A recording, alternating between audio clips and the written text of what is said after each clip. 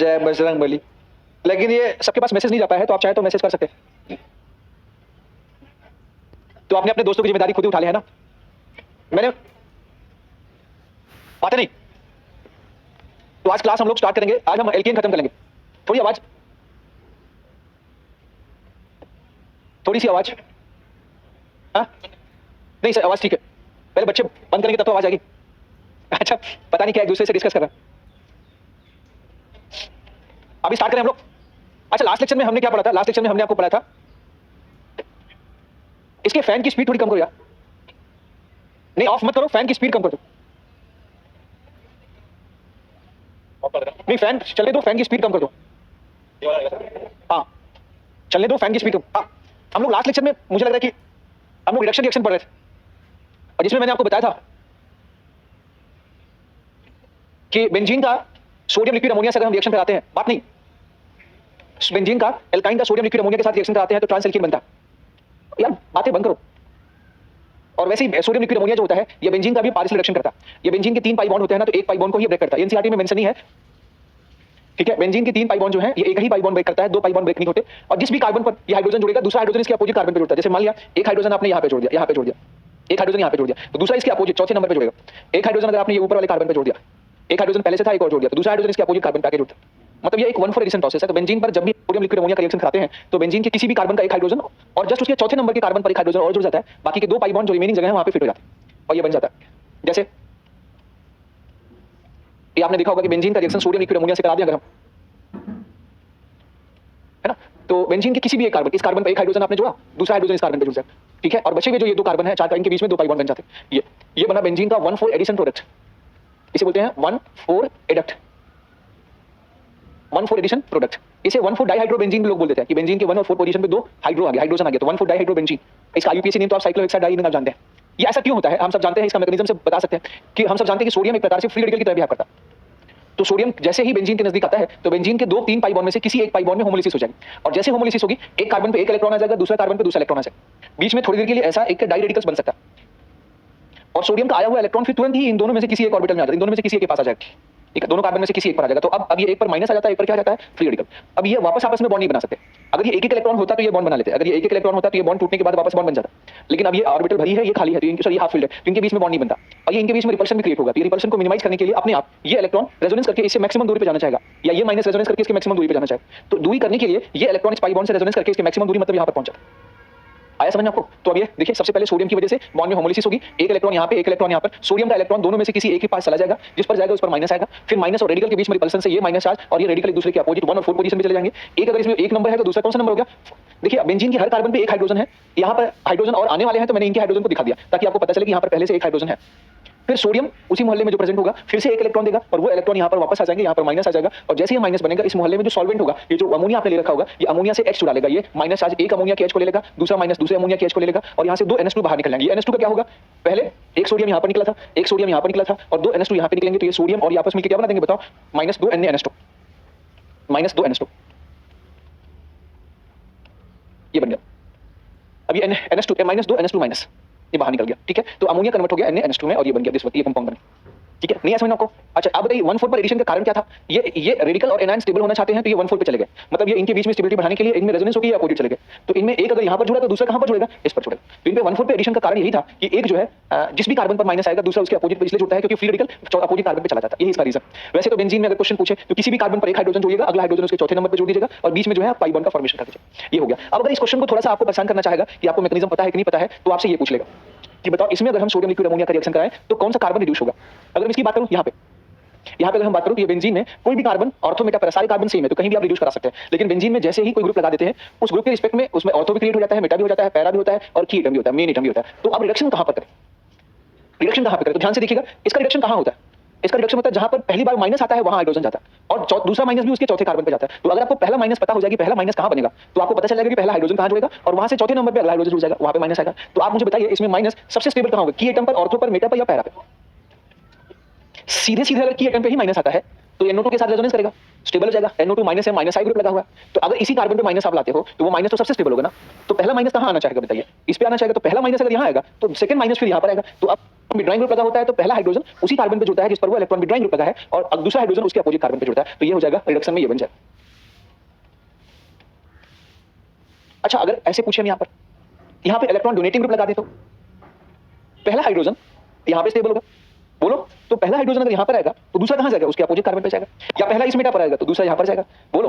लेकिन ये दोनों पोजीशन आपस में क्या है, सेम है, तो आप चाहे इधर जोड़ दो इधर जोड़ दो। अच्छा, पहला हाइड्रोजन यहां करोगे तो अनस्टेबल होगा क्योंकि दूसरा हाइड्रोजन CH3 पे लाना पड़ेगा आपको। तो जब इलेक्ट्रॉन डोनेटिंग ग्रुप लगा होता है तो रिडक्शन कहां होता है, उस डोनेटिंग के ऑर्थो पर और उस ऑर्थो के अपोजिट कार्बन पे। मतलब ट्रिक है, आपको बताने का तरीका है, बाकी आप मैग्नीशियम से बता सकते हैं कि भाई यहां का माइनस सबसे क्या होगा, स्टेबल होगा। तो पहला माइनस यहां बनाएंगे, दूसरा माइनस यहां बना देंगे, ऑटोमेटिकली वहीं जाएगा। तो फिर एक हाइड्रोजन यहां आएगा, दूसरा यहां पर आएगा। तो ये ऐसे हम लोग याद कैसे करते थे, हम लोग को मैग्नीशियम नहीं पता था अपने जमाने में, तो हम लोग सीधे सीधे याद करते थे कि डोनेटिंग ग्रुप लगा हो तो रिडक्शन उस डोनेटिंग ग्रुप के ऑर्थो पर कर देंगे और उस ऑर्थो के अपोजिट कार्बन पे कर देंगे। ये बात समझ में आ गई कि नहीं आ गई आपको, आगे समझ में? अब आगे बढ़े हम लोग, बोलो। तो बर्च रिडक्शन आई आपको समझ में आ गया। एक बार फिर से बता दे बेटा, माइनस चार्ज पहली बार कहां आता है बेटा, देखो पहला हाइड्रोजन कहां आता है जहां पे माइनस आता है, ये जहां अमोनिया वहीं पर हाइड्रोजन देगा अपना, ठीक है। तो माइनस कहां स्टेबल होगा आपको बस ये चेक करना है, बस वहीं पर रिडक्शन होगा। तो आप बताइए, अगर आपने यहां NO2 लगा दिया तो इसी कार्बन पे माइनस आएगा तो माइनस चार्ज क्या होगा, रेजोनेंस स्टेबलाइज में कर देता हूं। जैसे मैं आपसे पूछूं इसमें से कौन सा माइनस, अगर NO2 हमने लगा दिया बेटा, ये यहां पर हमने डायरेक्ट माइनस लगा दिया, तो ये माइनस स्टेबल होगा बेटा या इसके ऑर्थो पोजीशन का माइनस स्टेबल होगा, बस आप ये बता दो कौन सा माइनस स्टेबल होगा, ये वाला ना। तो इसका मतलब पहला H आएगा तो दूसरा H इसके पहला पोजीशन पे आ जाएगा, 1,4 एडिशन होगा। हमेशा हम क्या करेंगे, प्रोडक्ट करें। हेलो, क्या हुआ, ये लीड इसका जब ढीला हो जाता है ना, इसका जो वायर है ढीला हो जाता है तो ऐसा होता है। ओके, अब आप समझ में आ गया नहीं आ गया? तो आप क्या याद रखिएगा, जब इलेक्ट्रॉन विड्रॉइंग ग्रुप होगा तो रिडक्शन हम उसी कार्बन पे करेंगे जिस पर वो ग्रुप जुड़ा है, और अगला हाइड्रोजन उसके अपोजिट जोड़ेंगे। डोनेटिंग ग्रुप लगा होगा, ये इलेक्ट्रॉन डोनेटिंग ग्रुप लगा है, ठीक है। तो रिडक्शन कहां करेंगे, इस ग्रुप के ऑर्थो पर और उसके अपोजिट कार्बन पे। ये बात क्लियर हो गई, ठीक है। ये बेंजीन का रिडक्शन है, ठीक है। ऐसे ही आप नेफ्थलीन का याद कर लीजिए।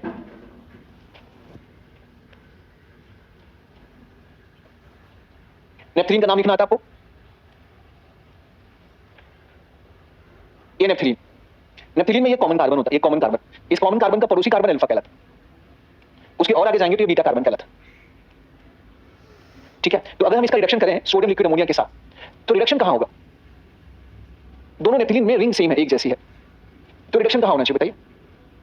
अगर हम इस बीटा पे हाइड्रोजन जोड़ते हैं तो फिर हमें दूसरा हाइड्रोजन इस बेंजीन पे यहां जोड़ना पड़ेगा, बोलो। और अगर अल्फा पर हाइड्रोजन जोड़ते हैं तो दूसरा हमें यहां पे जोड़ना पड़ेगा। तो इसमें दो ऑप्शंस हैं, तो अगर हम अल्फा पर रिडक्शन करते हैं तो ये बन जाए, ये इसका नाम होता है, इसे कहते हैं 1,4 डाइहाइड्रो नेफ्थलीन। नेफ्थलीन नहीं है लेकिन नाम है 1,4 डाइहाइड्रो नेफ्थलीन। इनके 1 और 4 पोजीशन पे दो हाइड्रोजन जोड़ने पर ये बनता है, तो ये रिडक्शन होता है। तो नेफ्थलीन में रिडक्शन अल्फा पर होता है। क्यों, अगर आपने बीटा पे, इसमें क्या हुआ, इस रिडक्शन में इसकी एरोमेटिसिटी अभी बरकरार है, इसकी एरोमेटिसिटी डिस्टर्ब नहीं हुई। लेकिन अगर आपने एक हाइड्रोजन को यहां बीटा पे जोड़ दिया होता तो दूसरे को इस बेंजीन के इस कार्बन पे जोड़ना पड़ता आपको, फिर वहां पे एरोमेटिसिटी डिस्टर्ब हो जाती मॉलिक्यूल की। आप जोड़ के देखें, जैसे मान लिया आपने ये बनाने का प्रयास किया होता, ये एक हाइड्रोजन यहां जोड़ा होता, एक हाइड्रोजन यहां, एक हाइड्रोजन, और बाकी जगह पे अल्टरनेट पोजीशन पे बॉन्ड बनाते, तो ये मॉलिक्यूल अब एरोमेटिक नहीं रहता, क्योंकि ये बीच में कार्बन का हाइड्रोजन क्या हो चुका है, एक भी रिंग एरोमेटिक नहीं है। इसमें दो रिंग है, एक नॉन एरोमेटिक रिंग है, एक एरोमेटिक रिंग है, तो मॉलिक्यूल को एरोमेटिक हम बोल देंगे। बट इसमें दोनों रिंग नॉन एरोमेटिक है, इसलिए मॉलिक्यूल नॉन एरोमेटिक है, इसलिए इसका फॉर्मेशन नहीं होता। तो याद रखिएगा, नेफ्थलीन में रिडक्शन किस पोजीशन पे होता है बेटा, अल्फा पोजीशन। आगे बढ़ जाए हम लोग, ओके। तो नेक्स्ट बस, हाँ, अगर वापस फिर से एक बार आपने लिया, रिएजेंट ज्यादा ले लिया तो फिर इधर भी हो जाए, तो ये वाला बॉन्ड भी टूट जाएगा और ये ऊपर नीचे का बॉन्ड ब्रेक कर जाएगा। एक्सेस में लिखा जाएगा, लेकिन इसको ऐसे लिखा जाएगा, पहले 1 इक्विवेलेंट, फिर इसके बाद में अगेन रिएक्शन के बाद फिर वो बनाया जाए। लेकिन अगर ऐसे लिखा जाए और पूछा इसमें क्वेश्चन क्या बनेगा, तो आप बनाएंगे 1,4 डाइहाइड्रो नेफ्थलीन। नेक्स्ट, अच्छा सा, अब हम H2 निकल से रिएक्शन कराएं। अच्छा, H2 निकल के बारे में हमने देखा था कि ये डबल बॉन्ड ट्रिपल बॉन्ड को रिड्यूस करके एल्केन में कन्वर्ट करता है। लेकिन एक और बात याद रखना, H2 निकल लगभग हर ग्रुप को रिड्यूस कर देता है, कार्बोक्सिलिक एसिड को छोड़ के ये लगभग सभी को रिड्यूस कर देता है, क्योंकि कार्बोक्सिलिक एसिड में एसिडिक हाइड्रोजन होता है, तो वो निकल उससे रिएक्ट कर जाता है। तो कार्बोक्सिलिक एसिड को छोड़ के ये सभी को क्या कर देता है, तो रिड्यूस कर देता है। H2 catalyst reduces other functional group also which have pi bonds like ketone, imine, cyanide, acid halide, ester, anhydride, nitro, है ना, एक्सेप्ट किसको छोड़ के, एक्सेप्ट कार्बोक्सिलिक एसिड। ये कार्बोक्सिलिक एसिड को रिड्यूस नहीं करता। ये कैसे रिड्यूस करता है, सीधा सीधा वही फंडा। ये H2 जैसे कार्बोनाइल ग्रुप हो गया, अब ये कार्बोनाइल ग्रुप है, माना aldehyde and ketone, simple aldehyde and ketone, इस पे आप H2 कैटलिस्ट से रिएक्शन कराएंगे तो जैसे आप एल्कीन पर क्या करते थे, जोड़ देते थे ना H2 को, वैसे यहाँ पर भी एक हाइड्रोजन को यहाँ, एक हाइड्रोजन के यहाँ जोड़ देंगे और यहाँ पर क्या बन जाएगा, ये OH, CH, H और R। अगर ये एल्डिहाइड है तो 1 डिग्री अल्कोहल बन जाएगा, कीटोन कुछ नहीं करना है, इसके बॉन्ड को रिड्यूस। अब इनका रिडक्शन का जो रिजल्ट है ये हम आगे देखेंगे। अगर यहाँ पर देखेंगे तो फिर क्या है कि बाकी और चैप्टर के रिडक्शंस आ जाएंगे, तो इसको वहीं पर देखें हम लोग, जिसका रिडक्शन जब हो तभी देखें हम वहाँ पर, बोलो यहीं पे देखना, यहीं पे एक साथ सही रहेगा। हाँ, वैसे तो H2 का रिडक्शन जो होता है ये इसके साथ आप करेंगे तो यहाँ पर सिंपल ये H जुड़ जाएगा, एक H यहाँ जुड़ जाएगा और ये अल्कोहल बन जाएगा। अच्छा, अगर यहाँ कीटोन होता, जैसे कीटो, ये कीटोन होता है, सेम रिएक्शन आप कराते हैं तो यहाँ पर ये 2 डिग्री एल्कोहल बन जाता है। ठीक है, सेम रिएक्शन आप आगे कराएं, जैसे इमाइन के, इमाइन जानते हैं आप लोग, RCH डबल बॉन्ड NH है। अगर हमने इसका रिएक्शन करा दिया H2 कैटलिस्ट के साथ, यहाँ NH2 नहीं होगा क्योंकि वैलेंसी, यहाँ पर H2 कैटलिस्ट, तो क्या होगा, सिंपल कुछ नहीं, निकल प्लेटिनम पैलेडिनम हो, यहाँ पर बन जाएगा 1 डिग्री एमाइन। जैसे आपने इसका रिएक्शन साइनाइड के साथ करा दिया RCN के साथ, और आपने H2 कैटलिस्ट रखा, लेकिन यहाँ पर H2 कैटलिस्ट की मात्रा H2 2 रखा आपने, तो यहाँ पर भी क्या होगा, ये दोनों जुड़ जाएंगे, ये बन जाएगा 1 डिग्री एमाइन। ठीक है, अगर आपने आइसोसाइनाइड लिया, ये आइसोसाइनाइड RNC ले लिया और यही रिएक्शन करा दिया, यहाँ पर प्लस होता है, यहाँ पर माइनस हो, तो जानते हैं यहाँ पर बन जाता है RNH और CH3 और ये बन जाएगा 2 डिग्री एमाइन। ये बन गया 1 डिग्री, तो आइसोसाइनाइड से बन जाता है 2 डिग्री एमाइन। ये आपको एमाइन चैप्टर में मिलेंगे, किस चैप्टर में मिलेंगे, एमाइन चैप्टर आखिरी। अब आपके मन में कुछ बच्चों के मन में डाउट आ सकता है कि सर यहाँ पे एक H जोड़ा, वहाँ 3 H जोड़ दिया, वहाँ तो चलो ठीक है, यहाँ 2 H जोड़ दिया, यहाँ 2 H जोड़ दिया, तो वो तो हमने ठीक है समझ लिया, ये ऐसा क्यों किया, तो आप यहाँ जोड़ दो, ये आपने 2 H यहाँ पर जोड़ दिया, 2 H यहाँ पर जोड़ दिया, और यहाँ पर कौन सा चार्ज है प्लस, यहाँ पर कौन सा चार्ज है माइनस। जो नाइट्रोजन पॉजिटिव चार्ज होता है वो इलेक्ट्रॉन विड्रॉइंग नेचर उसका बहुत ज्यादा हो जाता है, आया समझ में, तो ये पॉजिटिवली चार्ज नाइट्रोजन यहाँ से इलेक्ट्रॉन छीन लेगा हाइड्रोजन का, यहाँ से H भागेगा और ये भागता हुआ पड़ोस में ही जाके जुड़ जाता है, तो क्या बन जाएगा, यहाँ से निकलेगा और ये माइनस के साथ जाके जुड़ जाएगा और बना देगा इसको। हाँ हाँ ठीक है, ये सिंपल कुछ नहीं करना है, 2 H जोड़ना आपको, 2 H यहाँ जोड़ देंगे, इस नाइट्रोजन 4 बॉन्ड बनाता है तो उस पे प्लस रहता है, और कार्बन पर 3 बॉन्ड है तो माइनस रहता है, तो आपने ये पाई बॉन्ड तोड़ के 2 H यहाँ जोड़ दिया, 2 H यहाँ जोड़ दिया, ये यहाँ पर प्लस रहा, यहाँ पर माइनस वैसे ही रखा आपने। नाइट्रोजन पर प्लस होगा तो ये एसिडिक ग्रुप कहलाएगा क्योंकि ये H प्लस निकाल देगा, नाइट्रोजन का इलेक्ट्रोनेगेटिविटी हाई होगा, तो ये नाइट्रोजन क्या करेगा, इस हाइड्रोजन को अपने यहाँ से खींच सकता है। ठीक है, ये हाइड्रोजन को खींच लेगा, ये निकला हुआ हाइड्रोजन कहाँ जाएगा, यही कार्बन माइनस के साथ, तो यहाँ पर एक H बचेगा, एक वहाँ पर एक H। अब समझ में आ गया, तो cyanide converted to 1 degree amine and isocyanide converted to 2 degree amine, imine converted to 1 degree, आया समझ में। और ये एसिड डेरिवेटिव का रिडक्शन कैसे करता है, एसिड डेरिवेटिव्स होते हैं, मैं बता देता हूं, जो एसिड डेरिवेटिव किसको कहते हैं, यहाँ पर जैसे एलो, इस डिटेल हम आगे पढ़ाएंगे, यहाँ पर थोड़ा सा बताएंगे क्योंकि बहुत ज्यादा हम यहाँ पर समय बर्बाद नहीं करें। ठीक है, अगर इसका रिएक्शन H2 के साथ, देखो यहाँ पर समझना थोड़ा, ये H2 कैटलिस्ट आ गया, अब आप इसमें H2 कैटलिस्ट की मात्रा एक्सेस लेते हैं, क्या लेते हैं हम लोग बताओ, एक्सेस, कम 1 इक्विवेलेंट नहीं लिखा होता है, हम एक्सेस ही मान के चलते हैं, यहाँ पर कम से कम 2 H2 लिखा होगा, ये L के स्थान पे क्या हो सकता है, ये L के स्थान पे Cl भी हो सकता है, XL के स्थान पे OCOR भी हो सकता है, L के स्थान पे OR भी हो सकता है, इन दोनों में से होती है एस्टर एनाइड्राइड और एसिड हैलाइड, तीनों का रिडक्शन एक साथ आप समझ सकते हैं। ठीक है, तो ये H2 अगर आप यहाँ पर जोड़ेंगे तो ये 2 एक H यहाँ जुड़ जाएगा, एक H यहाँ जुड़ जाएगा, ये बन जाएगा RCOH H और ये L। अब आपको बताऊं, ये L एक लिविंग ग्रुप है, L क्या है बेटा, एक लिविंग ग्रुप है, तो किसी एक कार्बन पे 2 लिविंग ग्रुप अगर जुड़े होते हैं, एक OH होता है, कोई लिविंग ग्रुप होता है, तो जो उसमें सबसे अच्छा लिविंग ग्रुप होता है वो पहले बाहर निकलेगा, तो यहाँ से लिविंग ग्रुप बाहर निकल जाता है अपने आप, ये अनस्टेबल सिस्टम होता है, ये तुरंत यहाँ से L बाहर निकल जाएगा एज L माइनस, अगर Cl है तो Cl निकलेगा, OCO, मैंने यहाँ पे थोड़ा सा OCO-CH3 है तो ये OCO-CR निकल जाएगा, अगर ये OR है तो OR निकल जाएगा, फिर यहाँ पॉजिटिव चार्ज आएगा, कौन सा चार्ज आएगा, पॉजिटिव, फिर ऑक्सीजन का लोन पेयर उस पॉजिटिव चार्ज को स्टेबल करने के लिए आगे बढ़ेगा और फिर यहाँ से H+ बाहर निकल जाएगा। तो कभी भी आपने एक चीज सुना होगा कि किसी जगह एक कार्बन पे 2 OH होते हैं तो ये H2O बन के बाहर निकल जाता है, ऐसा कुछ सुना है क्या आपने, ये वही वाला केस है, उसी टाइप का केस है, तो इसमें एक OH पूरा निकल जाएगा और दूसरा OH का H, रास्ते में ये H और OH माइनस मिलकर वाटर के रूप में निकलेंगे और ये कार्बन प्लस के बीच में क्या बन जाएगा, डबल बॉन्ड, तो वही हाल है, मैंने L के स्थान पे यहाँ पे ये बनेगा, बोलो फिर क्या बन जाएगा, यहाँ पर RC double bond OH plus HL। अब ये एल्डिहाइड फिर से इस मॉलिक्यूल में जो H2 कैटलिस्ट होगा ये फर्दर इसको रिड्यूस कर देगा, ये बना देगा RCH2OH 1 डिग्री अल्कोहल। और देखो दोनों R सेम है तो कोई भी निकाल सकते हैं, दोनों R डिफरेंट है तो जिसका लिविंग नेचर अच्छा वो पहले निकले। ठीक है, बहुत डिटेल में आपको नहीं ले जाएगा इतना, लेकिन है कि रिजल्ट सेम है, आप चाहे किसको भी निकालेंगे, कोई भी R पहले निकालेगा रिजल्ट तो हमेशा सेम है, पक्का। तो ये लेकिन रिएक्शन एक बार आगे आएगा, तो अभी रहने दो क्या इसमें यहाँ पर डिटेल में, अभी रहने दो क्योंकि दिल की धड़कन बढ़ जाएगी थोड़ा। ठीक है, वैसे मैं बता दिया हूँ, नहीं आ समझ में, तो ये तो आसान है, जैसे एग्जांपल आप देख लो, चलो मैं एग्जांपल दिखा देता हूं, क्या बेटा, हाँ लिविंग ग्रुप जहां होंगे 3 केसेस होंगे वहां पे होंगे, और 3 केसेस। अब जैसे मैंने एस्टर रख दिया, चलो एक एग्जांपल कर देता हूं, एस्टर, ये एस्टर है ना, ROOET, अगर हमने इसका रिएक्शन कर दिया H2 कैटलिस्ट से तो क्या करेंगे आप, पहले H2 यहां जोड़ देंगे, ROHHOET, पता आगे फिर क्या होगा, ये OET अच्छा लिविंग ग्रुप होता है, इसका माइनस आई क्षमता ज्यादा होता है। अब आप कहेंगे ईथर, मतलब आपने बताया था थीटा की वजह से इसका माइनस आई पावर क्या होता है ज्यादा, तो यहां से OET निकलेगा और यहां से क्या निकलेगा H, फिर यहां पर बन जाएगा एल्डिहाइड और ये बन जाएगा इथेनॉल, एल्डिहाइड प्लस क्या बन गया इथेनॉल, और इस इथेनॉल में फिर H2 कैटलिस्ट होगा, ये रिएक्ट करके इसको बदल देगा RCH2OH और प्लस इथेनॉल। आया समझ में, तो जब भी कभी कोई एस्टर ग्रुप होता है तो एस्टर ग्रुप में फाइनली जो रिजल्ट हमें प्राप्त होता है वो ये प्राप्त होता है कि ये बीच से बॉन्ड टूट जाता है, ये कार्बन एल्कोहल और इधर का पोर्शन एल्कोहल में कन्वर्ट हो जाता है एंड वी गेट 2 एल्कोहल। आया समझ में, नहीं आ रहा समझ में, डरा देते हैं आप लोग, है ना, तुरंत डरा देते हैं आप लोग। क्या हुआ, कंसंट्रेशन देखो,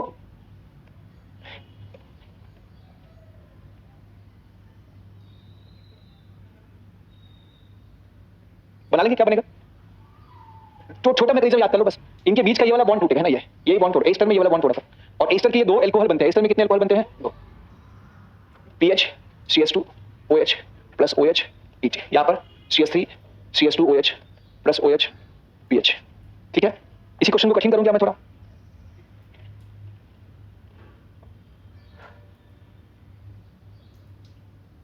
ये बना, समझ में आ रहा है आप लोगों को? अच्छा, अगर हमने इसका रिएक्शन H2 कैटलिस्ट से करा दिया तो बताओ क्या बनाओगे आप? ये बीच से बॉन्ड टूट जाएगा, है ना, और बन जाएगा एक प्रोपेनॉल, नहीं 1 2 3 4 ब्यूटेनॉल और प्लस मिथेनॉल। समझ में आ गया? और स्प्लिट बन जाएगा। इसी क्वेश्चन को मुझे कठिन करने की इच्छा होगी कभी ना, तो हम कॉपी करेंगे, ये बीच में इनको मिला दे। ये साइक्लिक एस्टर जिसे लैक्टोन भी कहा जाता है, साइक्लिक एस्टर क्या कहते हैं? लैक्टोन। तो यहां क्या बनेगा बताओ? ये कुछ नहीं, ये देखो, ये एक तो ये कार्बन एल्कोहल में कन्वर्ट होगा, पहला, दूसरा, तीसरा, चौथा, पांचवा, तो पेंटेन 1,5 डाइऑल बन जाएगा। ये पीछे जुड़े 1 2 3 4 5। एस्टर में हमें क्या करना बेटा? एस्टर में हमें हमेशा जब भी कोई कहे कि एस्टर का रिडक्शन होगा और ये कंप्लीट रिडक्शन होगा पूरी तरीके से, तो आपको एस्टर के बीच का ये बॉन्ड तोड़ना। तो ये वाला कार्बन को एल्कोहल में, और ये ऑलरेडी एल्कोहल में तो कन्वर्ट हो जाएगा, तो 2 एल्कोहल बनाना। तो एस्टर में ये इनके बीच का बॉन्ड क्या करना आपको? तोड़ना है। ये एल्कोहल बन जाएगा, एल्कोहल, बाकी पीछे जुड़े रहने दीजिए उनको। वो प्लस डॉक्टर आप वाला है जो आप लोग अपनी गाड़ी में लगा के चलेंगे, जो अपनी स्कूटी में लगा के चलेंगे। हाँ बोलो बेटा। नहीं, कोई फर्क नहीं पड़ेगा, रेजोनेंस होता रहता है फिर भी रिड्यूस होता है। ये ऑक्सीजन का लोन पर इससे रेजोनेंस करता है फिर भी कोई फर्क नहीं पड़ता। बातें नहीं बेटा, हो गया क्या? ईथर ये वाला आपस में नहीं, तो इनको हमने रिएक्ट कहां करा? हमने तो सिर्फ H2 कैटलिस्ट से तोड़ा। इनको जब आपस में रिएक्शन कराएंगे, मान लो इसमें एसिड डाल के हीट करेंगे, तब तो ईथर बनेगा। लेकिन हमने एसिड अभी तो आगे आएगा, अभी तो गाड़ी हम एल्कोहल तक रोकेंगे। कहां तक रोकेंगे? अभी हमारा पूरा ध्यान कहां रहेगा? अच्छा सुनो, अब एक समस्या यह है कि मान लो आप H2 कैटलिस्ट से रिएक्शन कर रहे हो, ये हमने बोला कि इस मॉलिक्यूल का रिडक्शन हमें करके इसका H2 निकल से रिडक्शन करना है, तो यहां पर बनेगा क्या?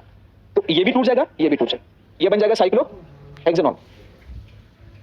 क्योंकि H2 कैटलिस्ट क्या करेगा? इसे भी रिड्यूस करेगा और इसे भी। बातें नहीं, बात आज आप लोग बात कर रहे हैं, आज आप बात कर रहे हैं, मैं बाहर कर दूंगा फिर। अभी अगला क्या चीज? नहीं, नॉन पोलर बॉन्ड ज्यादा रिएक्टिव होता है, क्योंकि ये 4 मेंबर का ट्रांजिशन स्टेट बनता है ना। Alkene is more reactive than keto, aldehyde keto. ठीक है, अब बहुत सेलेक्टिव आपसे नहीं देगा, सेलेक्टिव रिडक्शंस नहीं देंगे, बहुत ज्यादा डीप में नहीं जाएगा। तो अब अपने डाउट्स को बाहर पूछ सकते हैं। क्वेश्चन हम अगला बोले। अच्छा, दूसरे के डाउट को एंटरटेन करो तो नया डाउट क्रिएट हो सकता है। जैसे मैं ये बोलूं, ये इसको हमें सिर्फ ये बॉन्ड रिड्यूस करना है। हम चाहते हैं कि ये वाला कीटोन पड़ा है, ये इसमें कन्वर्ट हो, तो हम क्या करें? कैसे? पैलेडियम, सोडियम लिक्विड अमोनिया, किसको बता रहे? एक आप बताइए। NaBH4 तो एल्कीन को रिड्यूस करते नहीं। हाँ नहीं, गलत। और कौन बताए? हाँ नहीं, गलत गलत। हाँ नहीं, मैंने पढ़ाई नहीं अभी। जिस मेथड से कर सकते हैं, अगर किसी मॉलिक्यूल में ढेर सारे, मेरी सुन लो, मेरी ज्यादा इंपॉर्टेंट है। तो किसी मॉलिक्यूल में पोलर पाई बॉन्ड भी है, नॉन पोलर पाई बॉन्ड है, तो अगर आप H2 कैटलिस्ट लोगे तो वो दोनों को रिड्यूस कर देता है। और आप चाहते हैं कि उसमें पोलर वाला बॉन्ड रिड्यूस ना हो, सिर्फ एल्कीन और एल्काइन वाला बॉन्ड रिड्यूस हो, तो उसके लिए टेक्निक होती है reduction bye H2 hydrogen and H2O2। ये होता है, ये पढ़ा आपने? Reduction bye N2H4 plus H2O2, इसे कहते हैं रिडक्शन बाय हाइड्रोजन ट्रांसफर। मेरी सुन लो यार, मत बात कर। रिडक्शन बाय बहुत कम संख्या में होना और आवाज पूरी गूंजती है। रिडक्शन बाय क्या लिखेंगे? Hydrogen transfer, hydrogen transfer. तो अगर आप किसी भी एल्कीन एल्काइन को ही सिर्फ रिड्यूस करना चाहते हैं तो उसको ट्रीट करते हैं हाइड्रोजीन NH2 प्लस H2O2 से, इसका नाम होता है हाइड्रोजीन। ठीक है, फिर ये डबल बॉन्ड ही रिड्यूस होगा और इसमें बाहर निकल जाएगा नाइट्रोजन गैस प्लस वाटर वगैरह बनेंगे। ये कैसे होता है? मैकेनिज्म मैंने लिख रखा है पहले से। ठीक है, हम आपको बता दूं मैकेनिज्म को आसान करने के लिए। ये जो H2O2 होता है ये टूटता है किसमें? H2O प्लस O में। ये जो O होता है ये हाइड्रोजीन, तुरंत ये नेसेंट ऑक्सीजन जो निकलता है ये बहुत रिएक्टिव होता है। ये तुरंत हाइड्रोजन की 2 H को निकाल लेता है, हाइड्रोजन को डाई इमाइन में बदल देता है। ये डाई इमाइन बनता है, और डाई इमाइन जो होता है ये हाईली रिएक्टिव स्पीसीज होता है। ये क्या होता है? Highly reactive. ये अनस्टेबल, बहुत परेशान आत्मा है। ये फ्यूचर में बस इसका एक ही मकसद है कि ये चाहता है कि इसके नाइट्रोजन इसको छोड़ के भाग जाए। बस ये दोनों नाइट्रोजन की यही इच्छा है कि बस इनका इससे पाला जो है छूट जाए, बस हाइड्रोजन छोड़ के चला जाए, ये छोड़ के चले जाए, तो इनके बीच में क्या बन जाएगा? बॉन्ड, और ये बहुत स्टेबल हो जाएंगे। तो ये चाहते हैं कि इनके हाइड्रोजन घर से बाहर भाग जाए। और उधर एल्कीन के लिए तलाशता फिर रहा है जो है ये एल्कीन जो हाइड्रोजन को तलाशता फिर रहा है कि मुझे हाइड्रोजन चाहिए। ये हाइड्रोजन के लिए परेशान। दुनिया में कई तरह के लोग होते हैं ना, क्या हुआ? कुछ लोग, अब कुछ जो है ये भी स्टेबल होना चाहता है, क्योंकि इसको पता है कि अगर हाइड्रोजन से रिएक्ट कर लेगा तो पाई बॉन्ड टूट के सिग्मा बॉन्ड में कन्वर्ट हो जाएगा। और ये स्टेबल इसलिए होना चाहता है कि एक नंबर ऑफ एटम घट जाएंगे और बॉन्ड ज्यादा बढ़ जाता है तो मॉलिक्यूल हाईली क्या हो जाता है? स्टेबल हो जाता है। तो ये नाइट्रोजन बनना चाहता है, हाइड्रोजन को निकालना चाहता है, और ये हाइड्रोजन को पाना चाहता है, दोनों नजदीक आएंगे, तुरंत याद रखिएगा इनके हाइड्रोजन ट्रांसफर हो जाते हैं। अब लोगों ने पूछा कि ये होता कैसे है, तो ऐसा माना जाता है कि ये 6 मेंबर साइक्लिक ट्रांजिशन स्टेट के थ्रू है। जैसे ये बॉन्ड टूट के इधर आएगा, ये बॉन्ड टूट के यहां पर जाएगा, ये बॉन्ड टूट के आएगा, और ये हाइड्रोजन इसके साथ, ये कार्बन इसके साथ, ये नाइट्रोजन के बीच में बॉन्ड बन जाएगा। ये मैकेनिज्म मैंने बना रखा। सबसे पहले N2H4 और H2O2 आएंगे, ये क्या बनाएंगे? ये NH बनाएंगे, हाईली रिएक्टिव अनस्टेबल कंपाउंड है। ये चाहता है कि हम नाइट्रोजन में कन्वर्ट हो, एल्कीन के नजदीक जैसे आएगा इनके बॉन्ड ब्रेक कर जाएंगे, याद रखिएगा। और ब्रेक करते ही तुरंत ये हाइड्रोजन कार्बन से, ये हाइड्रोजन इस कार्बन से, और नाइट्रोजन के बीच में बॉन्ड बनकर बन जाएगा नाइट्रोजन गैस। लेकिन कोई पूछे कि ये कैसे होता है, तो आप बता सकते हैं कि ये 6 मेंबर साइक्लिक ट्रांजिशन स्टेट के थ्रू होता है। मतलब जिस समय ये बॉन्ड टूटता है ये बॉन्ड टूटता है, उसी वक्त इनके बीच में बॉन्ड बनना शुरू हो जाता है और उसी वक्त ये हाइड्रोजन इस कार्बन के साथ जुड़ना शुरू कर देता है। ये हमने देखा नहीं, ये कह गए हैं ना, ये बुक्स में लिखा है कि दिस अकर बाय 6 MCTS, ये होगा 6, कबीर दास जी कह चुके हैं ना, ये 6 मेंबर साइक्लिक ट्रांजिशन स्टेट। अच्छा सुनो, इसकी एक खास बात है, इसमें 1-2 एडिशन तो होता है, ये बनता 1-2 एडिशन प्रोडक्ट बनता है, और ये 6 मेंबर ट्रांजिशन स्टेट के थ्रू होता है। तो इसमें कॉन्जुगेटेड एल्कीन होता है, नॉन कॉन्जुगेटेड, हमेशा 1-2 ही होता है। जहां पर हम डायरेक्ट हाइड्रोजन जोड़ते थे, मैंने क्या बताया अभी, आप बताइए, हमने अभी क्या बताया आपसे, जो मैंने बताया वो बताइए, आप बताइए क्या मांग रहे थे। ठीक है बात, चलिए, तो मैं भूल गया, पता नहीं क्या बता। हाँ, तो इसमें 1-2 एडिशन प्रोडक्ट होता है, तो चाहे एल्कीन कॉन्जुगेटेड हो या नॉन कॉन्जुगेटेड, वहां पर उल्टा होता था, जब हम H2 को डायरेक्ट जोड़ते थे ना, तो नॉन कॉन्जुगेटेड में 1-2 एडिशन होता था, कॉन्जुगेटेड में 1-4 एडिशन होता है। यहाँ चाहे कॉन्जुगेटेड हो या नॉन कॉन्जुगेटेड, हमेशा क्या होगा, 1-2 एडिशन ही होगा, क्योंकि ऑलरेडी इसका जो 6 मेंबर का ट्रांजिशन स्टेट बनता है। तो याद रखना, 1-2 addition product, 1-2 addition by formation of 6 member cyclic transition state, it not reduces polar bond, ये पोलर बॉन्ड को रिड्यूस नहीं करता। तो कहीं पर अगर नॉन पोलर बॉन्ड है, उसको रिड्यूस कर देगा। तो अगर हम आपसे बात करें, हाँ, इनका अगर हमें रिएक्शंस किया जाए, कोई पूछे इसे N2H4 और प्लस H2O2 लिखा हो, तो समझ जाना ये बॉन्ड रिड्यूस होगा एल्कीन एल्काइन का सेम। क्या होगा बताओ जल्दी से, यहां पर हो जाएगा इथेन प्लस साइड में क्या बनेगा, nitrogen gas plus H2, 2 H2O, एक यहां से जो 2 H निकलेगा वो यहां के 2 H निकलेगा, सॉरी यहां से 2 H निकलेंगे, और ऑलरेडी यहां पर तो 2 H2 बन जाएगा। ऐसे यहां पर ब्यूटेन बन जाएगा, यहां पर ब्यूटेन बन जाएगा, यहां पर साइक्लोहेक्सेन बन जाएगा, और इसमें ये पोलर बॉन्ड रिड्यूस नहीं होगा, साइक्लो ये। अच्छा बस अगर वही चीज हमसे आपसे बोलना था, अगर मैं इसका रिएक्शन H2 प्लेटिनम से करा देते तो ये भी रिड्यूस होता है ना। ये तीसरा, ये जो सेकंड रिएक्शन H2 प्लेटिनम है, तो ये क्या करेंगे, तो आपने वो जो पढ़ा था ये वाला कि ये हम कैसे बनाएंगे, ये था ना, ये आपसे कोई पूछे इसको, आपको ये पाई बॉन्ड रिड्यूस करके कीटोन को बचा के रखना है, तो यार है ना, हाइड्रोजन प्लस H2O2। ओके, इसे कहते हैं इन सीटू प्रोसेस। मतलब इसमें क्या होता है, ये डाइमाइड हम नहीं ले सकते, क्योंकि डाइमाइड अनस्टेबल होता है, वो मिलता ही नहीं। हम हमेशा क्या करते हैं, डाइमाइड तुरंत बनाते हैं, तुरंत कंज्यूम होता है। मतलब हम रिएक्शन मिक्सर में तत्काल बनाते हैं और वो यूज हो जाता है, हम उसे बाहर से खरीद के यूज नहीं कर सकते। तो इसे कहते हैं reduction by in situ process, मतलब एट वंस रिडक्शन। ओके हो गया। अब हम पढ़ेंगे reduction of alkyl halide. Alkyl halide का रिडक्शन से कैसे हमारा ये बनता है। ये जो H2 कैटलिस्ट है ना बेटा, ये H2 कैटलिस्ट है, हाँ वो भी यूज कर सकते हैं, बस आ रहा है नंबर आ रहा है उसी का लिखा हुआ। ठीक है, अभी हमने H2 कैटलिस्ट, हमने अभी एल्कीन एल्काइन का रिडक्शन पढ़ा। LiAlH4 एल्कीन एल्काइन को रिड्यूस नहीं करता, क्यों बताइए, अभी मैं आगे बताऊंगा। ठीक है, चलो, preparation of alkene by reduction of alkyl halide NCERT में मेंशन है, तो एक मेथड मेंशन है, सिर्फ एक ही मेथड मेंशन है विद Zn और क्या लिखा है, डाइल्यूट एसिड। तो अगर कभी भी एल्काइल हैलाइड का रिएक्शन Zn और डाइल्यूट HCl के साथ कराया जाए, तो वहां पर ये RH बन जाएंगे और प्लस जिंक के साथ ये ZnH2 वगैरह बन सकता है। साइड प्रोडक्ट लिखने की कोई आवश्यकता नहीं है। CH3Cl है तो CH4 बन जाएंगे, और अगर ये इथाइल क्लोराइड है तो ये क्या बन जाएगा बताओ, क्लोरो इथेन बन जाएगा, आइसोप्रोपाइल आइसोप्रोपेन। इसका मैकेनिज्म क्या होता है जानते हैं आप लोग, इसके दो मैकेनिज्म, ये रिएक्शन का मैकेनिज्म बदल जाता है अगर ये लिखने का तरीका बदल दे। अगर इसमें पहले जिंक ले लें और बाद में HCl ले लें तो मैकेनिज्म अलग होगा, और अगर जिंक और HCl साथ में ले लें तो मैकेनिज्म अलग होगा, लेकिन प्रोडक्ट दोनों का सेम होगा, एल्केन दोनों में सेम बनेंगे। इसको it can be written in this way, हाँ क्योंकि दोनों न्यूक्लियोफाइल। हाँ मैं बोल रहा था ये, जैसे आप एल्काइल हैलाइड का रिएक्शन कराते हैं Zn और HCl साथ ले लें तो मैकेनिज्म अलग होगा। ठीक है, यहाँ पर बन जाएगा RH। ये मैकेनिज्म क्या होता है आप जानते हैं कि जिंक और HCl अगर साथ आएंगे तो बताइए क्या होगा, ZnCl2 और क्या बनेगा, ZnCl2 प्लस नेसेंट हाइड्रोजन बनते हैं तुरंत, ढेर सारे बनते हैं, नजदीक आएंगे तो H2 गैस बना देंगे, बाकी बनते ढेर सारे। ओके, ये कैसे बनता होगा याद है आपको, ये जिंक इसमें टूट सकता है, Zn प्लस 2 इलेक्ट्रॉन, ये क्या करेगा HCl से 2H जो 2 HCl से रिएक्शन कर जाता है, जितने इलेक्ट्रॉन्स निकलेंगे उतने HCl से रिएक्शन होगा, यहाँ बनेगा 2H प्लस और 2Cl, ये 2 इलेक्ट्रॉन इसके साथ मिलकर क्या बन जाएंगे, 2 नेसेंट हाइड्रोजन, और ये दोनों Cl के साथ मिलकर क्या बना देंगे बताओ, ZnCl2। ठीक है, ये जो हाइड्रोजन बनते हैं ये हाइड्रोजन ये एल्काइल हैलाइड को रिड्यूस कर देता है। दो हाइड्रोजन से रिएक्शन कराएंगे तो इनके बीच का ये बॉन्ड टूट जाएगा and we get alkane plus HCl।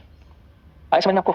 But अगर हम इस रिएक्शन को बहुत ध्यान से देखिएगा, मैकेनिज्म को फील क्या करिए, इसमें क्या होता है, फील करके याद करेंगे तो फिर ठीक है, रात की याद करेंगे तो थोड़ा बहुत चेंज करने से मैकेनिज्म बदल जाए। जैसे आप याद ठीक करें, यहाँ पर देखें ये मैंने लिखा HCl प्लस जिंक क्लोराइड, ये दोनों को साथ में एक बर्तन में लिया और एक बर्तन में एल्काइल हैलाइड था, इसको हमने इसमें मिक्स कर दिया, तो ये वाला मैकेनिज्म रहा। मतलब मैं इसको Cl दिमाग में रख रहा था, हाँ तो वो HXC बनेगा यहाँ पर, वो मेरे दिमाग में क्या वो Cl चल रहा था तो हाथ ने Cl लिख दिया, बाकी तो आप समझदार है ना, एकदम सही। आपने उसको उसे कोरिलेट कर लिया कि Cl से Cl, कोई नहीं। अब हम इसको ऐसे करें, अगर पूछे मैंने यहाँ पहले ले लिया Zn और फिर HCl ले लिया, इसका मतलब पहले हमने एक बर्तन में Zn लिया, इसमें मिला दिया और फिर हमने इसमें HCl मिला दिया, तो ये मैकेनिज्म बदल जाएगा। क्या हो जाएगा बताओ,